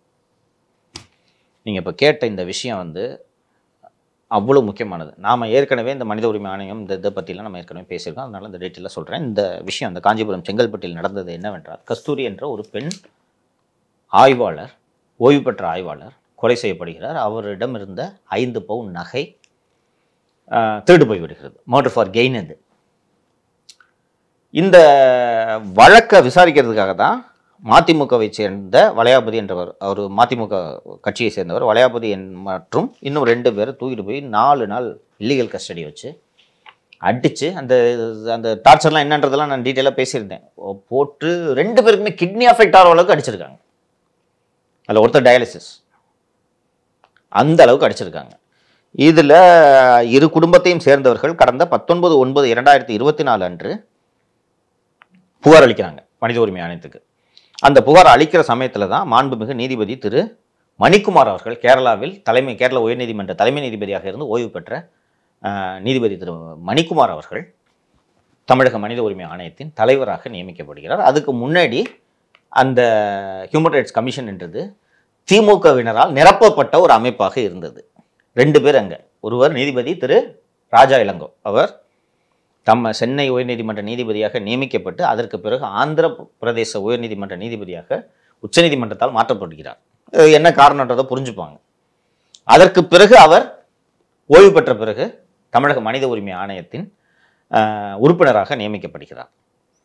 அவரோட மகன் ராஜ் திலக் தான் மெட்ராஸ் ஹைகோர்ட்டில் கிரிமினல் அட்வொகேட். திமுகவின் எம்பி திரு என்ஆர் இளங்கோ அவர்களிடம் ஜூனியராக வேலை செய்தவர் தான் இந்த ராஜ் திலக். இந்த ராஜ் திலக்கு போலீஸை காப்பாற்றுறது தான் வேலை. கவர்மெண்ட் வக்கீல்லாம் என்ன பண்ணுவீங்க? போலீஸை காப்பாற்றுற வேலை. அவங்க டேடி மனித உரிமை ஆணையத்தின் உறுப்பினர். மனித உரிமை ஆணையத்தின் மற்றொரு உறுப்பினர் யார் என்று கேட்டீர்கள் என்றால் திமுகவின் செய்தி தொடர்பாளர். நீங்கள் வந்து கண்ணதாசன் தெரியும்ல, நானும் அவருமே சத்தியம் டிவியில் டிபேட்டில் உட்காந்து பேசியிருக்கோம். ரொம்ப சண்டை போடுவார் கோபமாக. அந்த கண்ணதாசன் அவர்கள் இந்த மனித உரிமை ஆணையத்தின் உறுப்பினராக நியமிக்கப்பட்டிருக்கிறார். இன்னும் நீங்கள் திரு கண்ணதாசன் அவர்களோட ஃபேஸ்புக் பேஜுக்கு போனீங்கன்னா டிஎம்கே ஸ்போக்ஸ் பர்சன் தான் அதில் இன்னும் இருக்குது. ஓகேங்களா? இவங்க 2 பேரையும் மனித உரிமை ஆணையத்தில் நியமிச்சிங்கன்னா எப்படி இருக்கு அந்த மனித உரிமை ஆணையம்? யாராவது வந்து இந்த மாதிரி போலீஸ் அடிச்சிட்டாங்கன்னு சொன்னால் மனித உரிமை ஆணையத்தில் அடிப்பாங்க. போலீஸை பற்றி கம்ப்ளைண்ட் பண்ணுறியா? ஓடு போலீஸை பற்றி, அதுவும் திராவிட மாடல் ஆட்சியில் அப்படின்னு 4 சாத்திருப்பாங்க. ஜஸ்டிஸ் மணிக்குமார் அவர்கள் வந்த பிறகு மனித உரிமை ஆணையம் தனது அதிகாரத்தை பயன்படுத்த தொடங்கியது. ஃபர்ஸ்ட் அவங்க எடுத்த முக்கியமான நடவடிக்கை எதுவென்றால், இந்த காஞ்சிபுரம் செங்கல்பட்டில் நடந்த அந்த ஓய்வு பெற்ற ஆய்வாளர் திருமதி கஸ்தூரி அவர்களின் கொலை சம்பந்தப்பட்ட 2 பேரை தூக்கி போய் வச்சு அடித்தது சம்பந்தமான விஷயங்களை எடுத்து டிஎஸ்பி திரு மனித உரிமை ஆணையத்துக்குன்னு இன்வெஸ்டிகேஷன் விங் இருக்குது. ஒரு எஸ்பி இருக்காங்க, அவங்களுக்கு இல்லை டிஎஸ்பி இன்ஸ்பெக்டர்ஸ்லாம் இருப்பாங்க. அந்த எஸ்பி அந்த டிஎஸ்பி கிட்ட இந்த விஷயத்தை விசாரணை பண்ணணும்ட்டு ஒப்படைச்சவொடனே அவர் வந்து 1/10/2024 அன்று 3 நாட்களில் விசாரித்து இந்த சித்திரவதை நடந்தது முழுக்க முழுக்க உண்மைன்னு டிஎஸ்பி நடராஜன் அறிக்கை அளித்து விடுகிறார். அழிச்சிட்டு இதை ஃபர்தராக விசாரிக்கணுன்றதையும் அவரோட ரிப்போர்ட்டில் சப்மிட் பண்ணிடுறார். சப்மிட் பண்ணதோடு சேர்த்து ஜஸ்டிஸ் மணிக்குமார் வந்து கூடுதலாக ஒரு உத்தரவு, என்ன உத்தரவு பிறப்பிக்கிறார் என்றால், சென்னை நகரில் மட்டும் இந்த டிஷும் அதிகாரி ஒருத்தர் வந்திருக்கிறார்ல, அந்த டிஷும் அதிகாரி வந்ததும் 3 என்கவுண்டர்கள் நடந்தன. காக்காத்தோப்பு பாலாஜி, சீசிங் ராஜா, திருவேங்கடம். இந்த 3 என்கவுண்டர்களோடு சேர்த்து புதுக்கோட்டையில் நடைபெற்ற துரை என்ற ஒரு என்கவுண்டரோடு சேர்த்து 4 என்கவுண்டர்களையும் சூமோட்டோவாக தானாக முன் வந்து மனித உரிமை ஆணையம் விசாரணைக்கு எடுக்கிறது. இந்த சமயத்தில் இந்த சித்திரவதை நடந்தது உண்மை என்று அறிக்கை அளித்தார் அல்லவா டிஎஸ்பி திரு நடராஜன் அவர்கள், இந்த நடராஜன் டிஎஸ்பியை மயிலாடுதுறை மதுவிலக்கு அமல் பிரிவுக்கு மாற்றி டிஜிபி உத்தரவு போடுகிறார். இது கிட்டத்தட்ட நேரடியாக மனித உரிமை ஆணையத்தோட அதிகாரத்தை சேலஞ்ச் பண்ணுற மாதிரி. நீ என்ன அவரை வச்சு விசாரிக்கிறது, அந்த டிஎஸ்பியை நான் மாற்றுறேன் பார்க்குறியா, இதான் இதுக்கு மீனிங். மாற்றுறாங்க. மாற்றிய பிறகுதான் மனித உரிமை ஆணைய நீதிபதி ஒரு நடவடிக்கை எடுக்கிறார். இந்த மாதிரி நான் அந்த டிஎஸ்பியை விசாரிக்க சொல்லி உத்தரவு போட்டிருந்தேன். இந்த விசாரணை நடைபெற்று கொண்டு இருக்கும்போதே நடராஜன் டிஎஸ்பியை, எங்கள் இன்வெஸ்டிகேஷன் விங்கை சேர்ந்த நடராஜன் டிஎஸ்பியை மாற்றியதுன்றது தவறு. அதனால் நாங்கள் எங்களுக்கு இருக்கக்கூடிய அதிகாரத்தை பயன்படுத்தி இந்த மாறுதல் உத்தரவை ரத்து செய்கிறேன் அப்படின்னு அந்த டிரான்ஸ்ஃபரையை வீட்டோ பண்ணி கேன்சல் பண்ணிடுச்சு கமிஷன். இந்த நடராஜனுக்கு பதிலாக கிருஷ்ணமூர்த்தி என்ற ஒரு டிஎஸ்பியை போடுறாங்க. அந்த கிருஷ்ணமூர்த்தி இதுக்கு முன்னாடி பிரிசன் விஜிலன்ஸில் டிஎஸ்பியாக இருக்கிறாரு. அவரை தூக்கி நீங்கள் நடராஜன் பிளேஸில் ஜாயின் பண்ணுங்கன்னு போடுறதுக்கு அர்த்தம் என்னன்னா, கிருஷ்ணமூர்த்தின்ற ஒரு டிஎஸ்பியை செலக்ட் பண்ணி போடுறாங்கன்னா என்ன, இந்த சித்திரவதை வழக்கு அப்புறம் அந்த 3-4 என்கவுண்டர்கள் இதில் அத்தனையும் காவல்துறையை போன்ற நேர்மையான ஒரு ஒழுக்கமான அதிகாரிகளை நீங்கள் பார்க்க முடியாதுன்னா ஒரு அறிக்கை கொடுப்பாரு. இந்த விசாரணை மூடி மறைக்கணும், அதுக்காக தான் போடுறாங்க. கூடுதலாக இந்த கஸ்தூரி இன்ஸ்பெக்டரோட மர்டர் கேஸை கிரைம் பிரான்ச் சிஐடிக்கு மாற்றிடுறாங்க. கிரைம் பிரான்ச் சிஐடி கஸ்தூரியோட கொலையை தான் விசாரிக்கும், இந்த சித்திரவதை மனித உரிமை ஆணையம் தானே விசாரிக்கணும். இதையும் சேர்த்து சிபிசிஐடி விசாரிக்கும்னு சிபிசிஐடி வாக்குறுதி அளித்திருக்கிறது. பட் மனித உரிமை ஆணையம் அதை ஏற்றுக்காததுனால தான் நடராஜனோட டிரான்ஸ்ஃபரை ரத்து பண்ணாங்க. இது இப்படியே இருந்து கொண்டு இருக்கும்போது கூடுதலாக நடக்கக்கூடிய ஒரு விஷயம் என்னவென்றால், நான் கூட மனித உரிமை ஆணையத்தில் அந்த கள்ளக்குறிச்சி விவகாரம் தொடர்பாக புகார் அளித்துட்டு அப்போ அந்த பத்திரிகையாளர் சந்திப்பில் நான் இதை குறிப்பிட்டிருந்தேன். நீதிபதி திரு மணிக்குமார் அவர்களுக்கு வழங்கப்பட்டிருந்த பாதுகாப்பையே சென்னை மாநகர காவல்துறை விலக்கி கொண்டிருக்கிறது. இது நான் தொடக்கத்தில் சொன்னேன்ல, போலீஸ்க்கு யாருமே நீங்கள் சேலஞ்ச் பண்ண முடியாது, போலீஸ் ஸ்டேட் இது போலீஸ் நினச்சா என்ன வேணாலும் தமிழ்நாட்டில் செய்ய முடியுன்ற நிலைமை தான் இன்றைக்கி இருக்குன்னு ஒரு ரிட்டையர்டு ஹைகோர்ட் சீஃப் ஜஸ்டிஸு மனித உரிமை ஆணையம் போல் ஒரு ஸ்டாச்சுட்டரி பாடியோட தலைவராக இருக்காரு. அவரோட பாதுகாப்பை விளக்குறதுனா எவ்வளவு ஆணவம் இருக்கும் அந்த அதிகாரிகளுக்கு, விளக்கியிருக்கிறாங்க. சென்னை உயர்நீதிமன்றத்தில் பாட்டாளி மக்கள் கட்சியின் வழக்கறிஞர் திரு பாலு அவர்கள் உயர்நீதிமன்றம் இதை தானாக முன் வந்து விசாரிக்க வேண்டும் அப்படின்ட்டு அவர்கள் ஒரு மனுவை தாக்கல் செய்திருக்கிறார். அது விரைவில் விசாரணைக்கு வர இருக்கிறது. இதற்கு நடுவே சென்னை உயர்நீதிமன்ற வழக்கறிஞர் சங்கம் ஒரு தீர்மானம் போட்டு உடனடியாக அவரோட பாதுகாப்பை ரெஸ்டோர் பண்ணுங்கன்னு ஒரு லெட்டர் எடுத்திருக்காங்க. இதற்கு நடுவே என்ன நடந்தது என்றே புரியவில்லை. திடீரென்று 2 நாட்களுக்கு முன்னதாக டிஎஸ்பி திரு நடராஜன் அவர்களை மனித உரிமை ஆணையம் நீங்கள் ரிலீவ் ஆகி போய் மயிலாடுதுறையில் ஜாயின் பண்ணுங்கன்னு ஆர்டர் போட்டாங்க. சுந்தரேசன் டிஎஸ்பி திரு சுந்தரேசன்.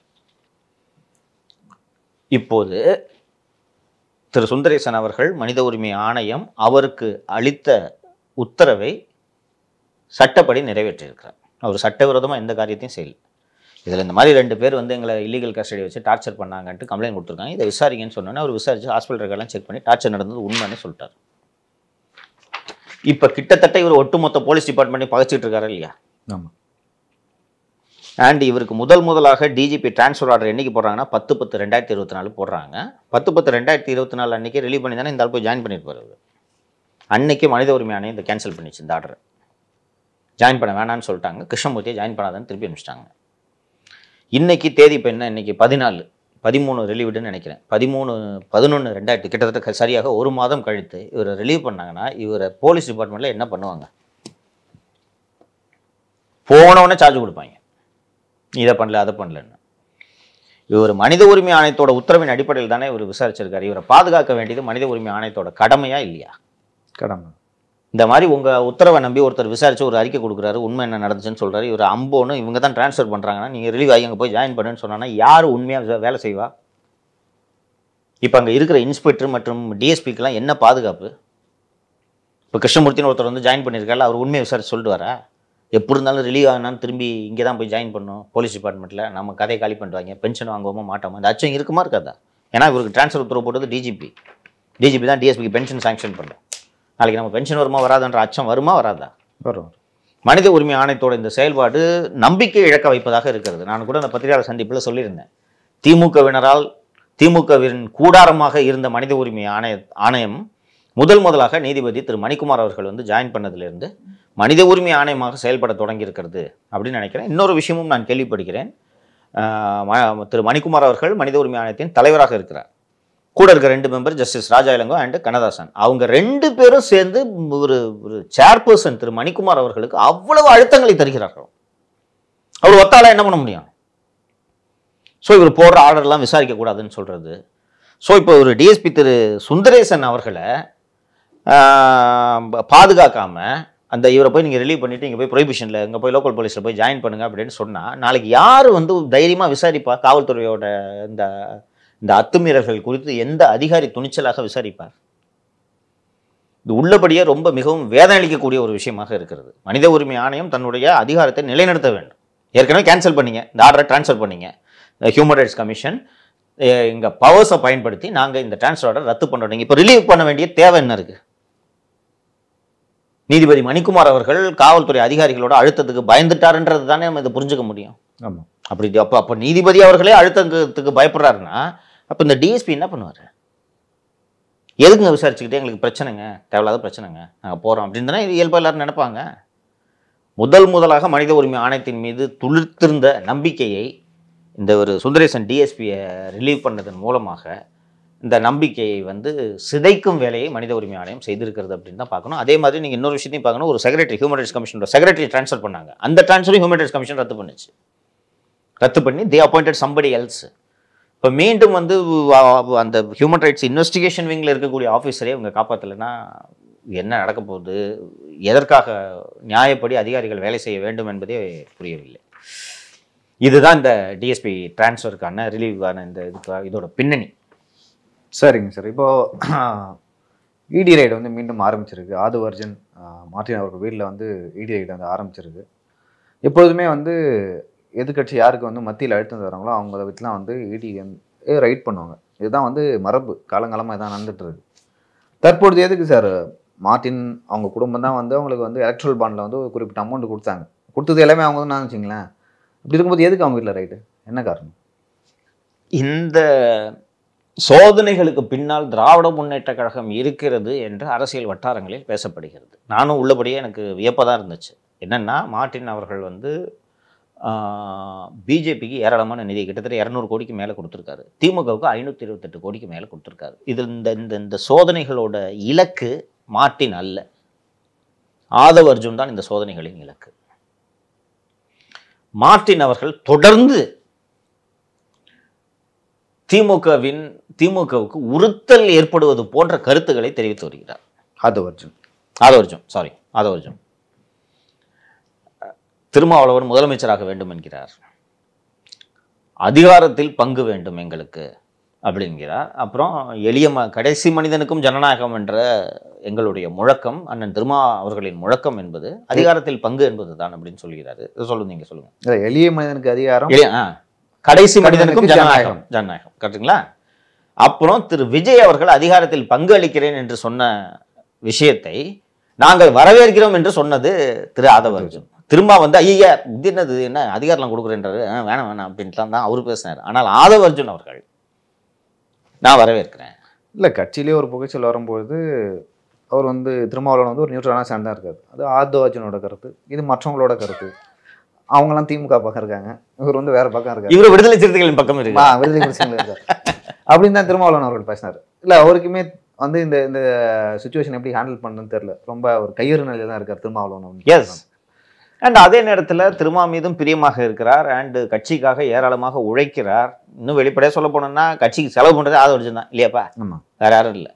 அப்படி இருக்கும்போது திருமாவளவனால ஆதவ் அர்ஜுனை தூக்கி போட முடியாது. அவராக விரும்பி வந்து சேர்ந்து இன்னைக்கு விடுதலை சிறுத்தைகள் கட்சிக்கு அதிகாரம் வர வேண்டும் என்றதுக்காக தான் திரு ஆதவ் அர்ஜுன் உழைத்து கொண்டிருக்கிறார், அதை யாரும் மறுக்க முடியாது. அப்படிப்பட்ட ஒரு சூழ்நிலை இன்னொன்று ஆதவ அர்ஜுனுக்கு சீட்டு கேட்டு வாங்கியிருந்தாருன்னா ஒரு பொது தொகுதியில் எம்பியாக இருக்கக்கூடிய வாய்ப்பும் கிடைத்திருக்கும் இல்லைங்களா?